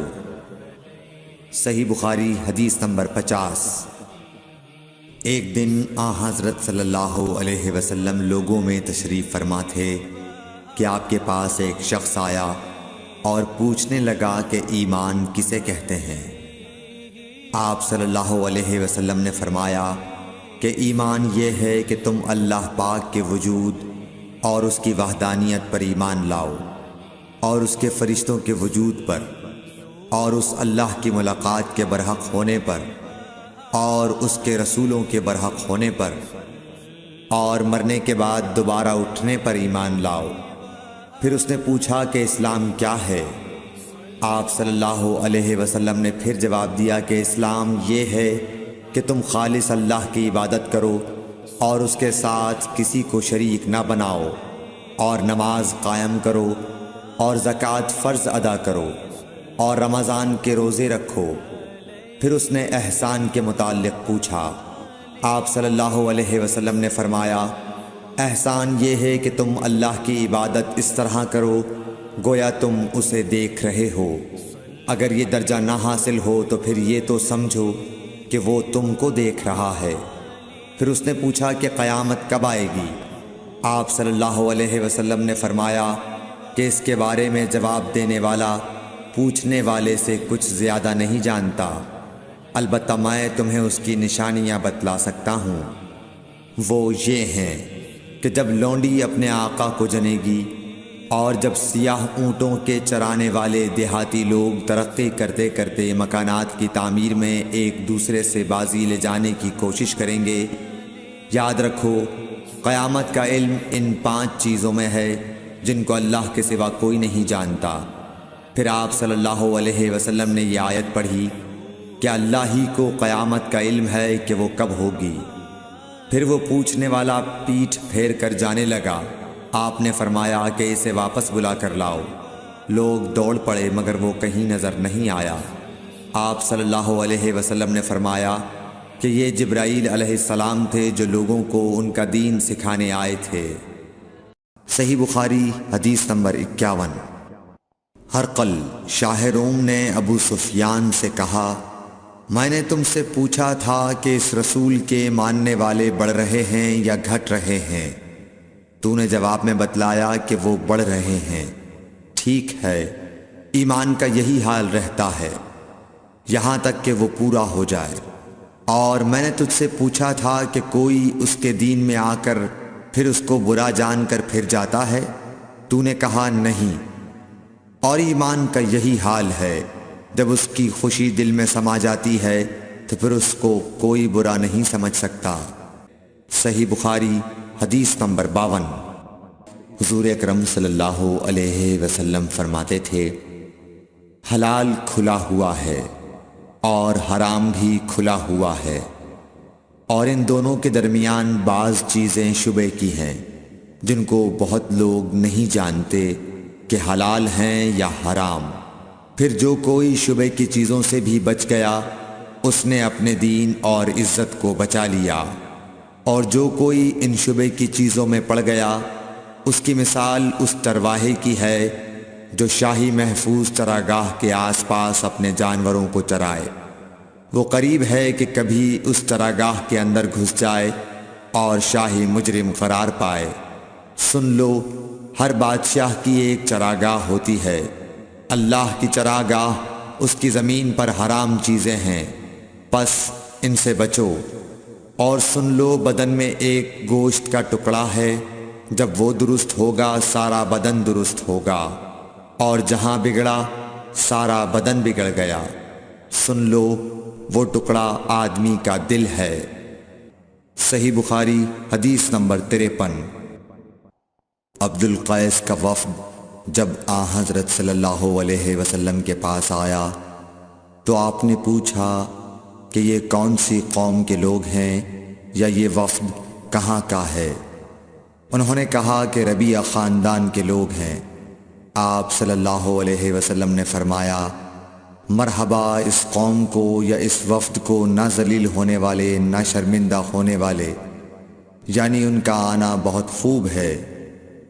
وہ کہنے لگے، اے اللہ کے رسول صلی اللہ علیہ وسلم، ہم آپ کی خدمت میں صرف ان حرمت والے مہینوں میں آ سکتے ہیں، کیونکہ ہمارے اور آپ کے درمیان مضر کے کافروں کا قبیلہ آباد ہے۔ پس آپ ہم کو ایک ایسی قطعی بات بتلا دیجئے جس کی خبر ہم اپنے پچھلے لوگوں کو بھی کر دیں جو یہاں نہیں آئے، اور اس پر عمل درآمد کر کے ہم جنت میں داخل ہو جائیں۔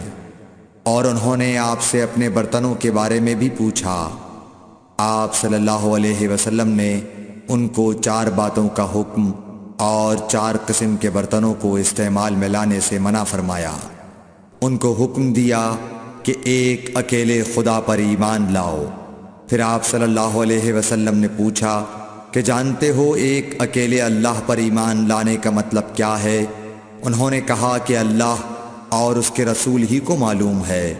آپ نے فرمایا کہ اس بات کی گواہی دینا کہ اللہ کے سوا کوئی معبود نہیں، اور یہ حضرت محمد صلی اللہ علیہ وسلم اس کے سچے رسول ہیں، اور نماز قائم کرنا اور زکوٰۃ ادا کرنا اور رمضان کے روزے رکھنا اور مال غنیمت سے جو ملے اس کا 5واں حصہ مسلمانوں کے بیت المال میں داخل کرنا، اور 4 برتنوں کے استعمال سے آپ صلی اللہ علیہ وسلم نے ان کو منع فرمایا، سبز لاکھی مرتبان سے اور کدو کے بنائے ہوئے برتن سے، لکڑی کے کھودے ہوئے برتن سے اور روغنی برتن سے، اور فرمایا کہ ان باتوں کو حفظ کر لو اور ان لوگوں کو بھی بتلا دینا جو تم سے پیچھے ہیں اور یہاں نہیں آئے ہیں۔ صحیح بخاری حدیث نمبر 54۔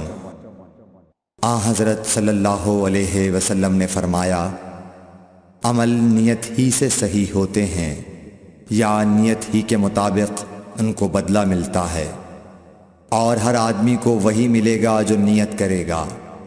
پس جو کوئی اللہ اور اس کے رسول کی رضا کے لیے ہجرت کرے اور اس کی ہجرت اللہ اور اس کے رسول کی طرف ہوگی، اور جو کوئی دنیا کمانے کے لیے یا کسی عورت سے شادی کرنے کے لیے ہجرت کرے گا تو اس کی ہجرت انہی کاموں کے لیے ہوگی۔ صحیح بخاری حدیث نمبر 55۔ حضرت صلی اللہ علیہ وسلم نے فرمایا، جب آدمی ثواب کی نیت سے اپنے اہل و عیال پر خرچ کرے پس وہ بھی اس کے لیے صدقہ ہے۔ صحیح بخاری حدیث نمبر 56۔ حضرت صلی اللہ علیہ وسلم نے فرمایا، بے شک تو جو کچھ خرچ کرے اور اس سے تیری نیت اللہ کی رضا حاصل کرنی ہو تو تجھ کو اس کا ثواب ملے گا، یہاں تک کہ اس پر بھی جو تو اپنی بیوی کے منہ میں ڈالے۔ صحیح بخاری حدیث نمبر 57۔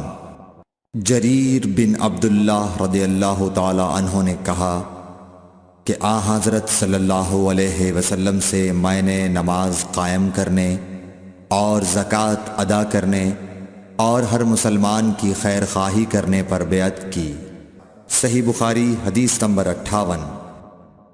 جس دن مغیرہ بن شعبہ حاکم کوفہ کا انتقال ہوا تو جریر بن عبداللہ رضی اللہ تعالی عنہ خطبے کے لیے کھڑے ہوئے اور اللہ کی تعریف اور خوبی بیان کی اور کہا، تم کو اکیلے اللہ کا ڈر رکھنا چاہیے، اس کا کوئی شریک نہیں، اور تحمل اور اطمینان سے رہنا چاہیے اس وقت تک کہ کوئی دوسرا حاکم تمہارے اوپر آئے، اور وہ ابھی آنے والا ہے۔ پھر فرمایا کہ اپنے مرنے والے حاکم کے لیے دعائے مغفرت کرو، کیونکہ وہ مغیرہ بھی معافی کو پسند کرتا تھا۔ پھر کہا کہ اس کے بعد تم کو معلوم ہونا چاہیے کہ میں ایک دفعہ حضرت صلی اللہ علیہ وسلم کے پاس آیا اور میں نے عرض کیا کہ میں آپ سے اسلام پر بیعت کرتا ہوں۔ آپ نے مجھ سے ہر مسلمان کی خیر خواہی کے لیے شرط کی، پس میں نے اس شرط پر آپ سے بیعت کر لی۔ پس اس مسجد کے رب کی قسم کہ میں تمہارا خیر خواہ ہوں۔ پھر استغفار کیا اور ممبر سے اتر آئے۔ صحیح بخاری حدیث نمبر 59۔ ایک بار حضرت صلی اللہ علیہ وسلم لوگوں میں بیٹھے ہوئے ان سے باتیں کر رہے تھے، اتنے میں ایک دیہاتی آپ کے پاس آیا اور پوچھنے لگا کہ قیامت کب آئے گی؟ آپ صلی اللہ علیہ وسلم اپنی گفتگو میں مصروف رہے۔ بعض لوگ جو مجلس میں تھے کہنے لگے، آپ صلی اللہ علیہ وسلم نے دیہاتی کی بات سنی لیکن پسند نہیں کی، اور بعض کہنے لگے کہ نہیں بلکہ آپ نے اس کی بات سنی ہی نہیں۔ جب آپ اپنی باتیں پوری کر چکے تو میں سمجھتا ہوں کہ آپ صلی اللہ علیہ وسلم نے یوں فرمایا، وہ قیامت کے بارے میں پوچھنے والا کہاں گیا؟ اس دیہاتی نے کہا، حضور میں موجود ہوں۔ آپ نے فرمایا کہ جب امانت ایمانداری دنیا سے اٹھ جائے تو قیامت قائم ہونے کا انتظار کر۔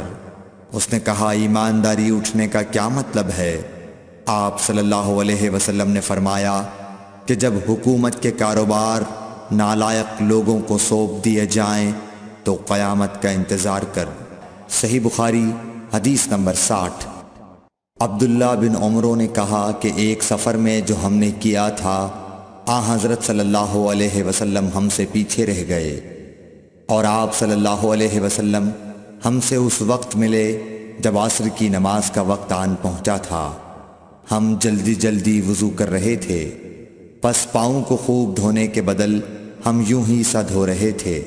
یہ حال دیکھ کر آپ صلی اللہ علیہ وسلم نے بلند آواز سے پکارا، دیکھو ایڑیوں کی خرابی دوزخ سے ہونے والی ہے۔ 2 یا 3 بار آپ صلی اللہ علیہ وسلم نے یوں ہی بلند آواز سے فرمایا۔ صحیح بخاری حدیث نمبر 60۔ صحیح بخاری حدیث نمبر 61۔ حضرت صلی اللہ علیہ وسلم نے فرمایا، درختوں میں ایک درخت ایسا ہے کہ اس کے پتے نہیں جھڑتے، اور مسلمان کی مثال اسی درخت کی سی ہے، بتاؤ وہ کون سا درخت ہے؟ یہ سن کر لوگوں کا خیال جنگل کی طرف دوڑا۔ عبداللہ رضی اللہ تعالی عنہ نے کہا، میرے دل میں آیا کہ وہ کھجور کا درخت ہے، مگر میں اپنی کمسنی کی شرم سے نہ بولا۔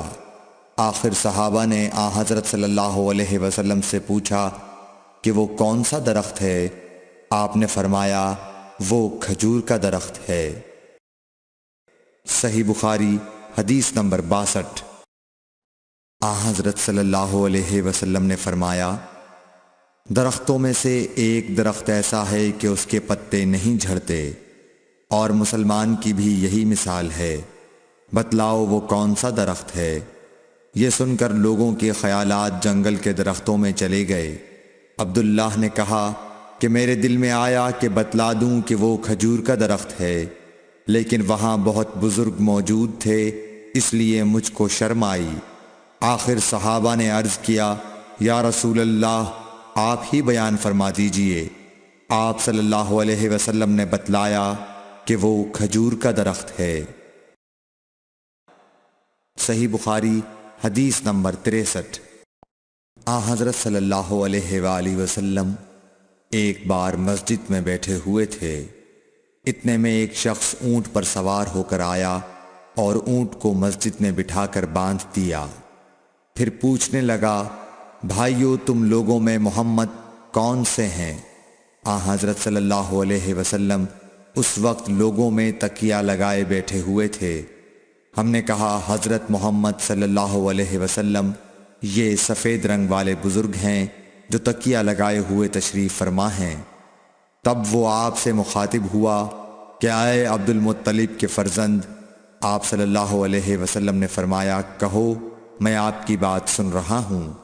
وہ بولا، میں آپ سے کچھ دینی باتیں دریافت کرنا چاہتا ہوں، اور ذرا سختی سے بھی پوچھوں گا تو آپ اپنے دل میں برا نہ مانیے گا۔ آپ صلی اللہ علیہ وسلم نے فرمایا، نہیں، جو تمہارا دل چاہے پوچھو۔ تب اس نے کہا کہ میں آپ کے رب اور اگلے لوگوں کے رب تبارک و تعالی کی قسم دے کر پوچھتا ہوں، کیا آپ کو اللہ نے دنیا کے سب لوگوں کی طرف رسول بنا کر بھیجا ہے؟ آپ صلی اللہ علیہ وسلم نے فرمایا، ہاں یا میرے اللہ۔ پھر اس نے کہا، میں آپ کو اللہ کی قسم دیتا ہوں، کیا اللہ نے آپ کو رات دن میں 5 نمازیں پڑھنے کا حکم فرمایا ہے؟ آپ صلی اللہ علیہ وسلم نے فرمایا، ہاں یا میرے اللہ۔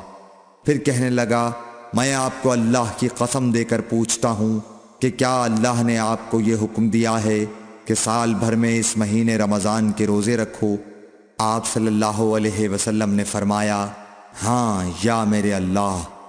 پھر کہنے لگا، میں آپ کو اللہ کی قسم دے کر پوچھتا ہوں کہ کیا اللہ نے آپ کو یہ حکم دیا ہے کہ آپ ہم میں سے جو مالدار لوگ ہیں ان سے زکوٰۃ وصول کر کے ہمارے محتاجوں میں بانٹ دیا کریں؟ حضرت صلی اللہ علیہ وسلم نے فرمایا، ہاں یا میرے اللہ۔ تب وہ شخص کہنے لگا، جو حکم آپ اللہ کے پاس سے لائے ہیں میں ان پر ایمان لایا، اور میں اپنی قوم کے لوگوں کا جو یہاں نہیں آئے ہیں بھیجا ہوا تحقیق حال کے لیے آیا ہوں۔ صحیح بخاری حدیث نمبر 64۔ رسول اللہ صلی اللہ علیہ وسلم نے ایک شخص کو اپنا ایک خط دے کر بھیجا اور اسے یہ حکم دیا کہ اسے حاکم بحرین کے پاس لے جائے۔ بحرین کے حاکم نے وہ خط کسریٰ شاہ ایران کے پاس بھیج دیا۔ جس وقت اس نے وہ خط پڑھا تو چاک کر ڈالا۔ راوی کہتے ہیں، اور میرا خیال ہے کہ ابن مسیب نے اس کے بعد مجھ سے کہا کہ اس واقعے کو سن کر رسول اللہ صلی اللہ علیہ وسلم نے اہل ایران کے لیے بد دعا کی کہ وہ بھی چاک شدہ خط کی طرح ٹکڑے ٹکڑے ہو جائیں۔ صحیح بخاری حدیث نمبر 65۔ رسول اللہ صلی اللہ علیہ وسلم نے کسی بادشاہ کے نام دعوت اسلام دینے کے لیے ایک خط لکھا یا لکھنے کا ارادہ کیا تو آپ صلی اللہ علیہ وسلم سے کہا گیا کہ وہ بغیر مہر کے خط نہیں پڑھتے، یعنی بے مہر کے خط کو مستند نہیں سمجھتے۔ تب آپ صلی اللہ علیہ وسلم نے چاندی کی انگوٹھی بنوائی جس میں محمد الرسول اللہ کندہ تھا۔ صحیح بخاری حدیث نمبر 66۔ ایک مرتبہ رسول اللہ صلی اللہ علیہ وسلم مسجد میں تشریف فرما تھے اور لوگ آپ صلی اللہ علیہ وسلم کے ارد گرد بیٹھے ہوئے تھے کہ 3 آدمی وہاں آئے۔ ان میں سے 2 رسول اللہ صلی اللہ علیہ وسلم کے سامنے پہنچ گئے اور ایک واپس چلا گیا۔ پھر وہ دونوں رسول اللہ صلی اللہ علیہ وسلم کے سامنے کھڑے ہو گئے۔ اس کے بعد ان میں سے ایک نے جب مجلس میں ایک جگہ کچھ گنجائش دیکھی تو وہاں بیٹھ گیا، اور دوسرا اہل مجلس کے پیچھے بیٹھ گیا، اور تیسرا جو تھا وہ لوٹ گیا۔ تو جب رسول اللہ صلی اللہ علیہ وسلم اپنی گفتگو سے فارغ ہوئے تو صحابہ رضی اللہ عنہم سے فرمایا، کیا تمہیں 3 آدمیوں کے بارے میں نہ بتاؤں؟ تو سنو۔ ان میں سے ایک نے اللہ سے پناہ چاہی، اللہ نے اسے پناہ دی، اور دوسرے کو شرم آئی تو اللہ بھی اس سے شرمایا کہ اسے بھی بخش دیا، اور تیسرے شخص نے منہ موڑا، اللہ نے بھی اس سے منہ موڑ لیا۔ صحیح بخاری حدیث نمبر 67۔ رسول اللہ صلی اللہ علیہ وسلم اپنے اونٹ پر بیٹھے ہوئے تھے اور ایک شخص نے اس کی نکیل تھام رکھی تھی۔ آپ صلی اللہ علیہ وسلم نے پوچھا، آج یہ کون سا دن ہے؟ ہم خاموش رہے حتیٰ کہ ہم سمجھے کہ آج کے دن کا آپ کوئی دوسرا نام اس کے نام کے علاوہ تجویز فرمائیں گے۔ پھر آپ صلی اللہ علیہ وسلم نے فرمایا، کیا آج قربانی کا دن نہیں ہے؟ ہم نے عرض کیا، بے شک۔ اس کے بعد آپ صلی اللہ علیہ وسلم نے فرمایا، یہ کون سا مہینہ ہے؟ ہم اس پر بھی خاموش رہے اور یہی سمجھے کہ اس مہینے کا بھی آپ اس کے نام کے علاوہ کوئی دوسرا نام تجویز فرمائیں گے۔ پھر آپ صلی اللہ علیہ وسلم نے فرمایا، کیا یہ ذوالحجہ کا مہینہ نہیں ہے؟ ہم نے عرض کیا، بے شک۔ آپ صلی اللہ علیہ وسلم نے فرمایا، تو یقیناً تمہاری جانیں اور تمہارے مال اور تمہاری آبرو تمہارے درمیان اسی طرح حرام ہیں جس طرح آج کے دن کی حرمت تمہارے اس مہینے اور اس شہر میں ہے۔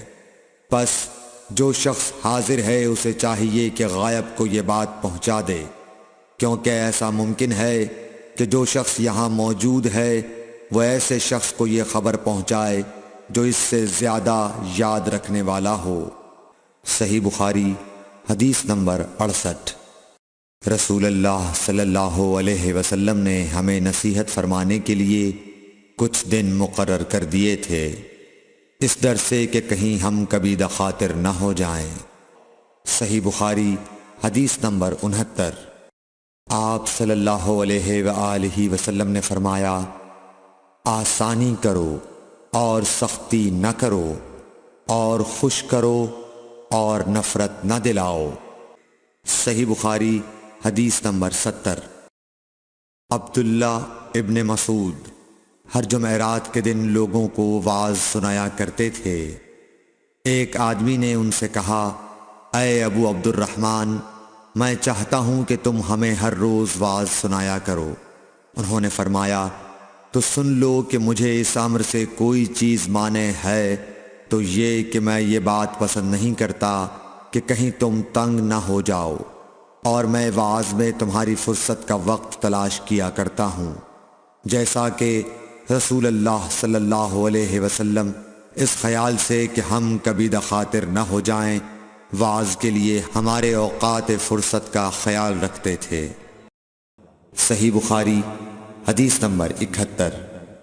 رسول اللہ صلی اللہ علیہ وسلم نے فرمایا، جس شخص کے ساتھ اللہ تعالی بھلائی کا ارادہ کرے اسے دین کی سمجھ عنایت فرما دیتا ہے، اور میں تو محض تقسیم کرنے والا ہوں، دینے والا تو اللہ ہی ہے، اور یہ امت ہمیشہ اللہ کے حکم پر قائم رہے گی، اور جو شخص ان کی مخالفت کرے گا انہیں نقصان نہیں پہنچا سکے گا یہاں تک کہ اللہ کا حکم قیامت آ جائے اور یہ عالم فنا ہو جائے۔ صحیح بخاری حدیث نمبر 72۔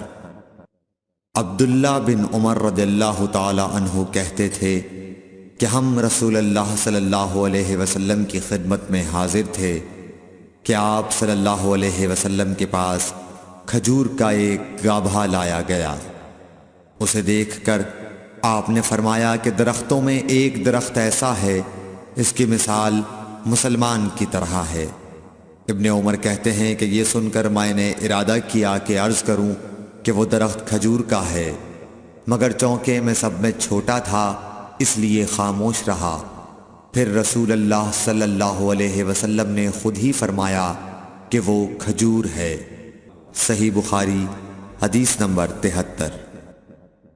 رسول اللہ صلی اللہ علیہ وسلم کا ارشاد ہے کہ حسد صرف دو باتوں میں جائز ہے، ایک تو اس شخص کے بارے میں جسے اللہ نے دولت دی ہو اور وہ اس دولت کو راہ حق میں خرچ کرنے پر بھی قدرت رکھتا ہو، اور ایک اس شخص کے بارے میں جسے اللہ نے حکمت کی دولت سے نوازا ہو اور وہ اس کے ذریعے سے فیصلہ کرتا ہو اور لوگوں کو اس حکمت کی تعلیم دیتا ہو۔ صحیح بخاری حدیث نمبر 74۔ رسول اللہ صلی اللہ علیہ وآلہ وسلم نے فرمایا، ایک دن حضرت موسیٰ علیہ السلام بنی اسرائیل کی ایک جماعت میں بیٹھے ہوئے تھے کہ اتنے میں ایک شخص آیا اور اس نے آپ سے پوچھا، کیا آپ جانتے ہیں کہ دنیا میں کوئی آپ سے بڑھ کر عالم موجود ہے؟ حضرت موسیٰ علیہ السلام نے فرمایا، نہیں۔ اس پر اللہ تعالیٰ نے حضرت موسیٰ علیہ السلام کے پاس وحی بھیجی کہ ہاں، ہمارا بندہ خضر ہے جس کا علم تم سے زیادہ ہے۔ حضرت موسیٰ علیہ السلام نے اللہ سے دریافت کیا کہ خضر علیہ السلام سے ملنے کی کیا صورت ہے؟ اللہ تعالیٰ نے ایک مچھلی کو ان سے ملاقات کی علامت قرار دیا اور ان سے کہہ دیا کہ جب تم اس مچھلی کو گم کر دو تو واپس لوٹ جاؤ، تب خضر سے تمہاری ملاقات ہوگی۔ تب موسیٰ علیہ السلام چلے اور دریا میں مچھلی کی علامت تلاش کرتے رہے۔ اس وقت ان کے ساتھی نے کہا، جب ہم پتھر کے پاس تھے کیا آپ نے دیکھا تھا؟ میں اس وقت مچھلی کا کہنا بھول گیا اور شیطان ہی نے مجھے اس کا ذکر بھلا دیا۔ موسیٰ علیہ السلام نے کہا، اسی مقام کی ہمیں تلاش تھی۔ تب وہ اپنے نشانات قدم پر پچھلے پاؤں باتیں کرتے ہوئے لوٹے۔ وہاں انہوں نے خضر علیہ السلام کو پایا۔ پھر ان کا وہی قصہ ہے جو اللہ نے اپنی کتاب قرآن میں بیان کیا ہے۔ صحیح بخاری حدیث نمبر 75۔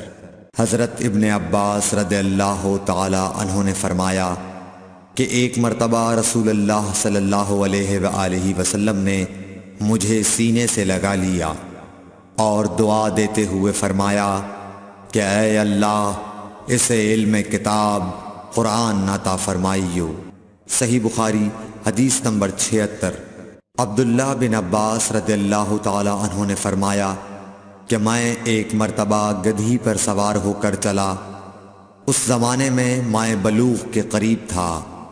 رسول اللہ صلی اللہ علیہ وسلم منی میں نماز پڑھ رہے تھے اور آپ کے سامنے دیوار کی آڑ نہ تھی، تو میں بعض صفوں کے سامنے سے گزرا اور گدھی کو چھوڑ دیا۔ وہ چرنے لگی، جبکہ میں صف میں شامل ہو گیا، مگر کسی نے مجھے اس بات پر ٹوکا نہیں۔ صحیح بخاری حدیث نمبر 77۔ محمود بن ربی فرماتے ہیں کہ مجھے یاد ہے کہ ایک مرتبہ رسول اللہ صلی اللہ علیہ وسلم نے ایک ڈول سے منہ میں پانی لے کر میرے چہرے پر کلی فرمائی اور میں اس وقت 5 سال کا تھا۔ صحیح بخاری حدیث نمبر 78۔ حضور اکرم صلی اللہ علیہ وآلہ وسلم نے فرمایا کہ ایک بار حضرت موسیٰ علیہ السلام بنی اسرائیل کی ایک جماعت میں تھے کہ اتنے میں ایک شخص آیا اور کہنے لگا، کیا آپ جانتے ہیں کہ دنیا میں آپ سے بھی بڑھ کر کوئی عالم موجود ہے؟ حضرت موسیٰ علیہ السلام نے فرمایا کہ نہیں۔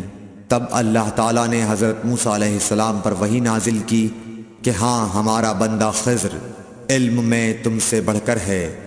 تو حضرت موسیٰ علیہ السلام نے ان سے ملنے کی راہ دریافت کی۔ اس وقت اللہ تعالیٰ نے ان سے ملاقات کے لیے مچھلی کو نشانی قرار دیا اور ان سے کہہ دیا کہ جب تم مچھلی کو نہ پاؤ تو لوٹ جانا، تم خضر سے ملاقات کر لوگے۔ حضرت موسیٰ علیہ السلام دریا میں مچھلی کے نشان کا انتظار کرتے رہے۔ تب ان کے خادم نے ان سے کہا، کیا آپ نے دیکھا تھا کہ جب ہم پتھر کے پاس تھے تو میں وہاں مچھلی بھول گیا اور مجھے شیطان ہی نے غافل کر دیا؟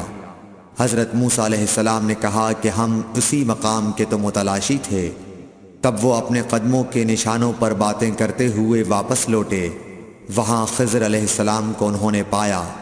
پھر ان کا قصہ وہی ہے جو اللہ تعالیٰ نے اپنی کتاب میں بیان فرمایا ہے۔ صحیح بخاری حدیث نمبر 79۔ آپ صلی اللہ علیہ وآلہ وسلم نے فرمایا کہ اللہ تعالیٰ نے مجھے جس علم و ہدایت کے ساتھ بھیجا ہے اس کی مثال زبردست بارش کی سی ہے جو زمین پر خوب برسے۔ بعض زمین جو صاف ہوتی ہے وہ پانی کو پی لیتی ہے اور بہت بہت سبزہ اور گھاس اگاتی ہے، اور بعض زمین جو سخت ہوتی ہے وہ پانی کو روک لیتی ہے۔ اس سے اللہ تعالیٰ لوگوں کو فائدہ پہنچاتا ہے، وہ اس سے سیراب ہوتے ہیں اور سیراب کرتے ہیں۔ اور کچھ اور زمین کے بعض خطوں پر پانی پڑتا ہے جو بالکل چٹیل میدان ہوتے ہیں، نہ پانی روکتے ہیں اور نہ ہی سبزہ اگاتے ہیں۔ تو یہ اس شخص کی مثال ہے جو دین میں سمجھ پیدا کرے اور نفع دے، اس کو وہ چیز جس کے ساتھ میں مبعوث کیا گیا ہوں اس نے علم دین سیکھا اور سکھایا۔ اور اس شخص کی مثال جس نے سر نہیں اٹھایا یعنی توجہ نہیں کی اور جو ہدایت دے کر میں بھیجا گیا ہوں اسے قبول نہیں کیا۔ صحیح بخاری حدیث نمبر 80۔ رسول اللہ صلی اللہ علیہ وسلم نے فرمایا، علامت قیامت میں سے یہ ہے کہ دینی علم اٹھ جائے گا اور جہل ہی جہل ظاہر ہو جائے گا، اور اعلانیہ شراب پی جائے گی اور زنا پھیل جائے گا۔ صحیح بخاری حدیث نمبر 81۔ رسول اللہ صلی اللہ علیہ وآلہ وسلم نے فرمایا کہ علامات قیامت میں سے یہ ہے کہ علم دین کم ہو جائے گا، جہل ظاہر ہو جائے گا، زنا بکثرت ہوگا، عورتیں بڑھ جائیں گی اور مرد کم ہو جائیں گے، حتیٰ کہ 50 عورتوں کا نگران صرف ایک مرد رہ جائے گا۔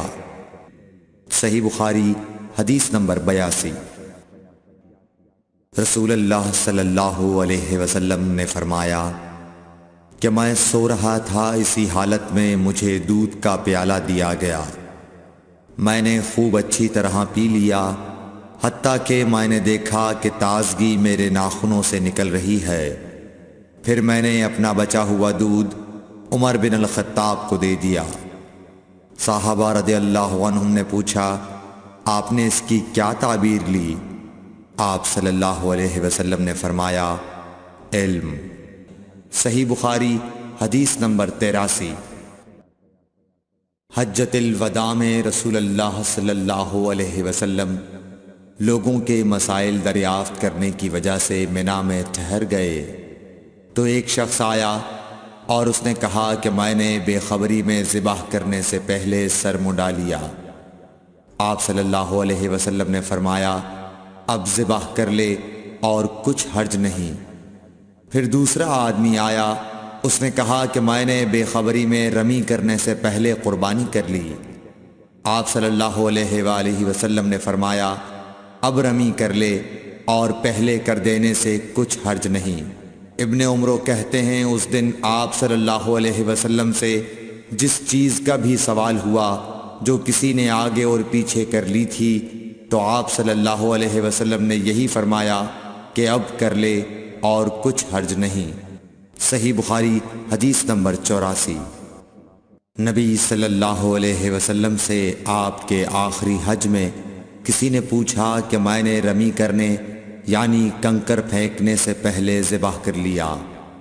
آپ صلی اللہ علیہ وسلم نے ہاتھ سے اشارہ کیا اور فرمایا کچھ حرج نہیں۔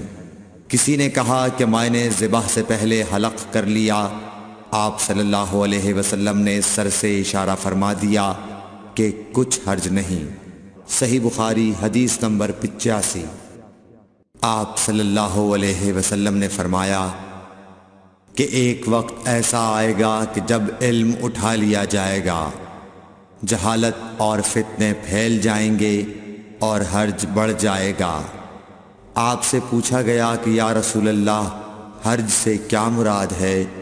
آپ صلی اللہ علیہ وسلم نے اپنے ہاتھ کو حرکت دے کر فرمایا، اس طرح گویا آپ صلی اللہ علیہ وسلم نے اس سے قتل مراد لیا۔ صحیح بخاری حدیث نمبر 86۔ ہم سے موسیٰ بن اسماعیل نے بیان کیا، ان سے وہیب نے، ان سے حشام نے فاطمہ کے واسطے سے نقل کیا۔ وہ اسما سے روایت کرتی ہیں کہ میں عائشہ رضی اللہ تعالی عنہا کے پاس آئی، وہ نماز پڑھ رہی تھیں۔ میں نے کہا لوگوں کا کیا حال ہے؟ تو انہوں نے آسمان کی طرف اشارہ کیا، یعنی سورج کو گہن لگا ہے۔ اتنے میں لوگ نماز کے لیے کھڑے ہو گئے۔ حضرت عائشہ رضی اللہ تعالی عنہا نے کہا اللہ پاک ہے۔ میں نے کہا کیا یہ گہن کوئی خاص نشانی ہے؟ انہوں نے سر سے اشارہ کیا، یعنی ہاں۔ پھر میں بھی نماز کے لیے کھڑی ہو گئی، حتیٰ کہ مجھے غش آنے لگا تو میں اپنے سر پر پانی ڈالنے لگی۔ پھر نماز کے بعد رسول اللہ صلی اللہ علیہ وسلم نے اللہ تعالیٰ کی تعریف کی اور اس کی صفت بیان فرمائی۔ پھر فرمایا جو چیز مجھے پہلے دکھلائی نہیں گئی تھی آج وہ سب اس جگہ میں نے دیکھ لی، یہاں تک کہ جنت اور دوزخ کو بھی دیکھ لیا، اور مجھ پر یہ وحی کی گئی کہ تم اپنی قبروں میں آزمائے جاؤ گے۔ مثل یا قرب کا کون سا لفظ؟ حضرت اسما نے فرمایا میں نہیں جانتی۔ فاطمہ کہتی ہیں یعنی فتنہ دجال کی طرح آزمائے جاؤ گے۔ کہا جائے گا قبر کے اندر کہ تم اس آدمی کے بارے میں کیا جانتے ہو؟ تو جو صاحب ایمان یا صاحب یقین ہوگا۔ کون سا لفظ فرمایا؟ حضرت اسما نے مجھے یاد نہیں۔ وہ کہے گا وہ محمد اللہ کے رسول صلی اللہ علیہ وسلم ہیں جو ہمارے پاس اللہ کی ہدایت اور دلیلیں لے کر آئے تو ہم نے ان کو قبول کر لیا اور ان کی پیروی کی۔ وہ محمد صلی اللہ علیہ وسلم ہیں۔ 3 بار اسی طرح کہے گا، پھر اس سے کہہ دیا جائے گا کہ آرام سے سو جا، بے شک ہم نے جان لیا کہ تو محمد صلی اللہ علیہ وسلم پر یقین رکھتا تھا۔ اور بہرحال منافق یا شکی آدمی، میں نہیں جانتی کہ ان میں سے کون سا لفظ حضرت اسما نے استعمال کیا۔ تو وہ منافق یا شکی آدمی کہے گا کہ جو لوگوں کو میں نے کہتے سنا میں نے بھی وہی کہہ دیا، باقی میں کچھ نہیں جانتا۔ صحیح بخاری حدیث نمبر 87۔ قبیلہ عبد القیس کا وفد رسول اللہ صلی اللہ علیہ وسلم کی خدمت میں آیا۔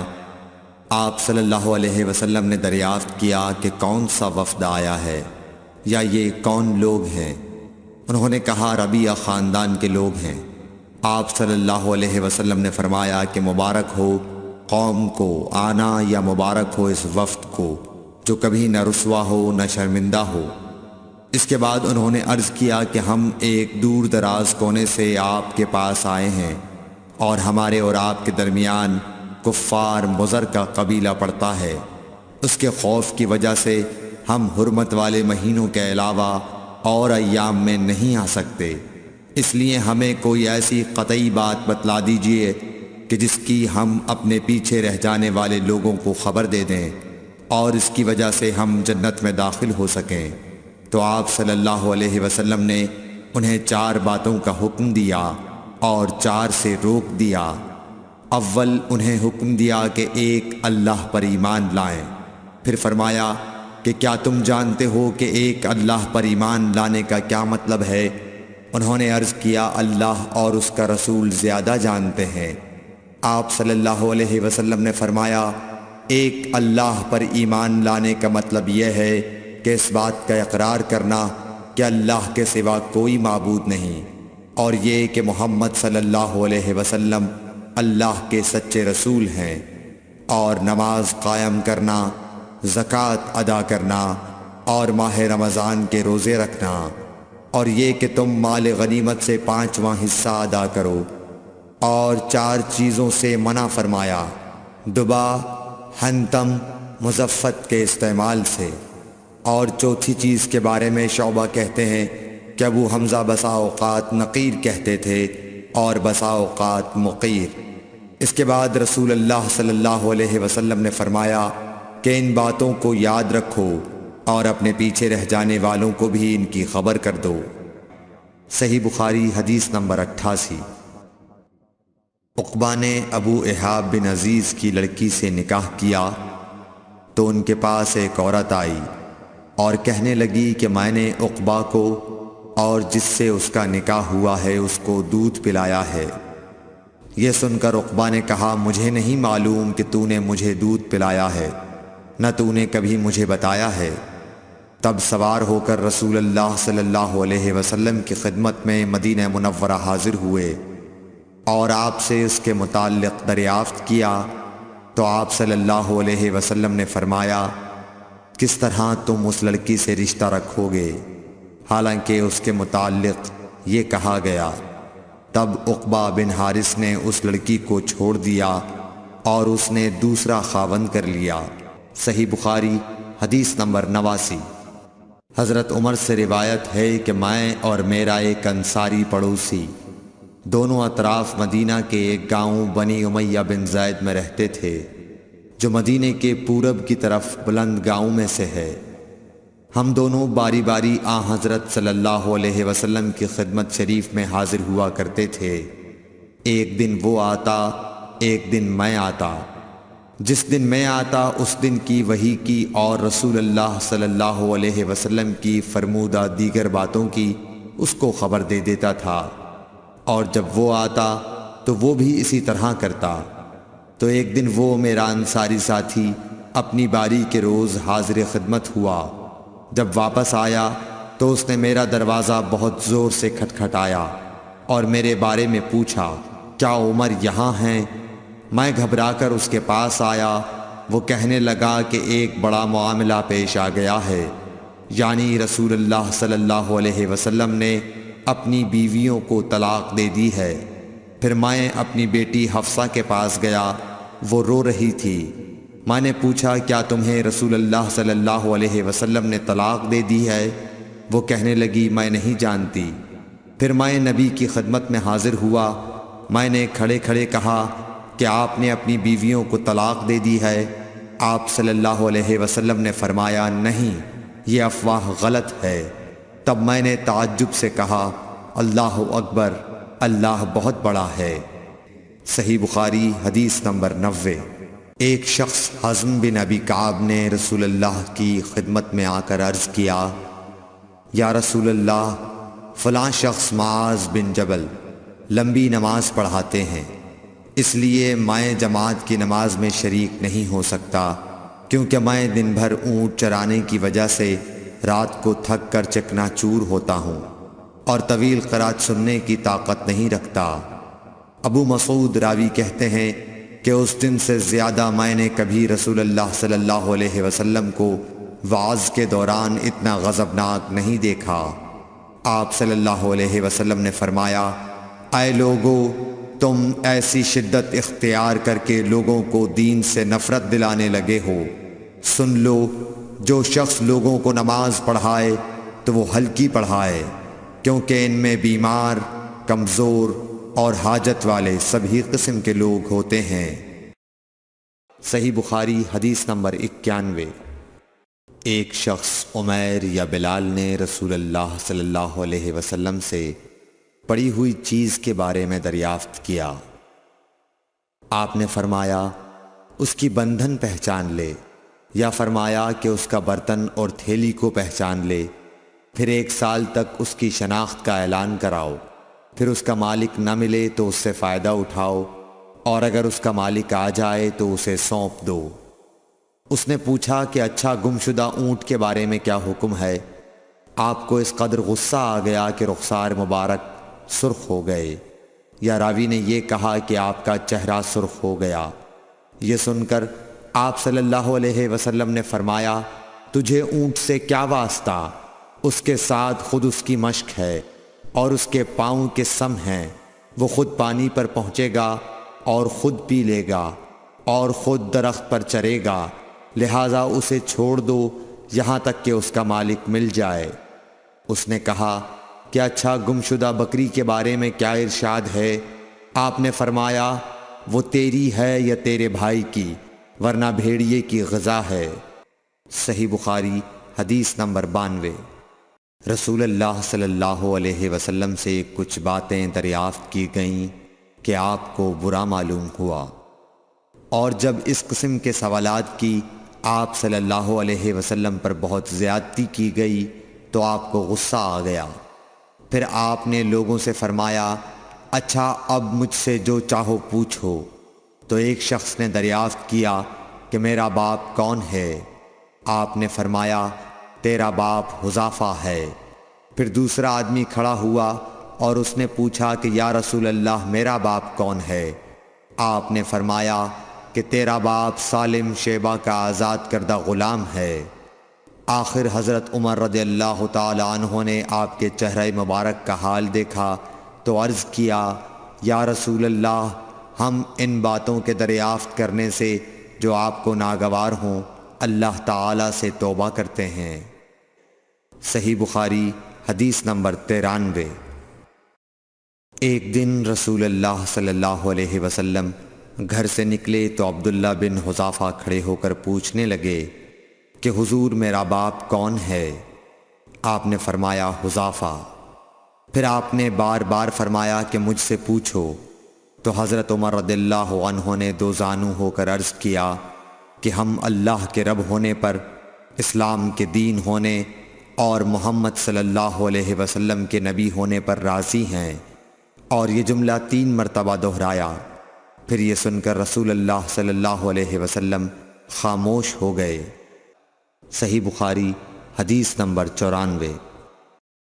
نبی اکرم صلی اللہ علیہ وآلہ وسلم جب سلام کرتے تو 3 بار سلام کرتے، اور جب کوئی کلمہ ارشاد فرماتے تو اسے 3 بار دہراتے یہاں تک کہ خوب سمجھ لیا جاتا۔ صحیح بخاری حدیث نمبر 95۔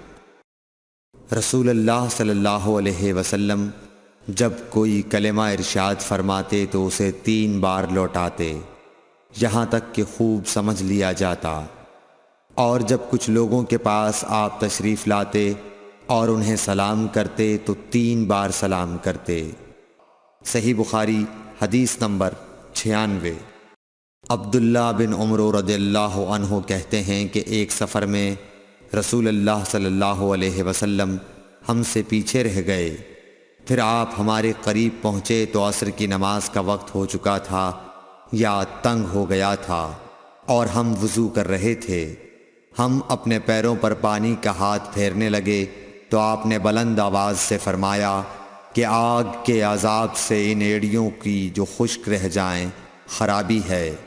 یہ 2 مرتبہ فرمایا یا 3 مرتبہ۔ صحیح بخاری حدیث نمبر 97۔ رسول اللہ صلی اللہ علیہ وسلم نے فرمایا کہ 3 شخص ہیں جن کے لیے دگنا اجر ہے، ایک وہ جو اہل کتاب سے ہو اور اپنے نبی پر اور محمد صلی اللہ علیہ وسلم پر ایمان لائے، دوسرے وہ غلام جو اپنے آقا اور اللہ دونوں کا حق ادا کرے، اور تیسرے وہ آدمی جس کے پاس کوئی لونڈی ہو جس سے شباشی کرتا ہے اور اس کو تربیت دے تو اچھی تربیت دے، تعلیم دے تو عمدہ دے، پھر اسے آزاد کر کے اس سے نکاح کر لے تو اس کے لیے دگنا اجر ہے۔ صحیح بخاری حدیث نمبر 98۔ نبی صلی اللہ علیہ وسلم ایک مرتبہ عید کے موقع پر مردوں کی صفوں میں سے نکلے اور آپ کے ساتھ بلال رضی اللہ تعالی عنہ تھے۔ آپ کو خیال ہوا عورتوں کو خطبہ اچھی طرح نہیں سنائی دیا، تو آپ نے انہیں علیحدہ نصیحت فرمائی اور صدقے کا حکم دیا۔ یہ واز سن کر کوئی عورت بالی اور کوئی عورت انگوٹھی ڈالنے لگی، اور بلال رضی اللہ تعالیٰ عنہ اپنے کپڑے کے دامن میں یہ چیزیں لینے لگے۔ صحیح بخاری حدیث نمبر 99۔ حضرت ابو ہریرہ رضی اللہ تعالیٰ عنہ نے عرض کیا، یا رسول اللہ، قیامت کے دن آپ کی شفاعت سے سب سے زیادہ سعادت کسے ملے گی؟ تو رسول اللہ صلی اللہ علیہ وسلم نے فرمایا، اے ابو ہریرہ، مجھے یقین تھا کہ تم سے پہلے کوئی اس کے بارے میں مجھ سے دریافت نہیں کرے گا، کیونکہ میں نے حدیث کے متعلق تمہاری حرص دیکھ لی تھی۔ سنو، قیامت کے دن سب سے زیادہ فیضیاب میری شفاعت سے وہ شخص ہوگا جو سچے دل سے یا سچے جی سے لا الہ الا اللہ کہے گا۔ صحیح بخاری حدیث نمبر 100۔ رسول اللہ صلی اللہ علیہ وآلہ وسلم نے فرمایا کہ اللہ علم کو اس طرح نہیں اٹھا لے گا کہ اس کو بندوں سے چھین لے، بلکہ وہ پختہ کار علماء کو موت دے کر علم اٹھائے گا، حتیٰ کہ جب کوئی عالم باقی نہیں رہے گا تو لوگ جاہلوں کو سردار بنا لیں گے، ان سے سوالات کیے جائیں گے اور وہ بغیر علم کے جواب دیں گے، اس لیے خود بھی گمراہ ہوں گے اور لوگوں کو بھی گمراہ کریں گے۔ Thanks for watching. Don't forget to like, comment, share and subscribe to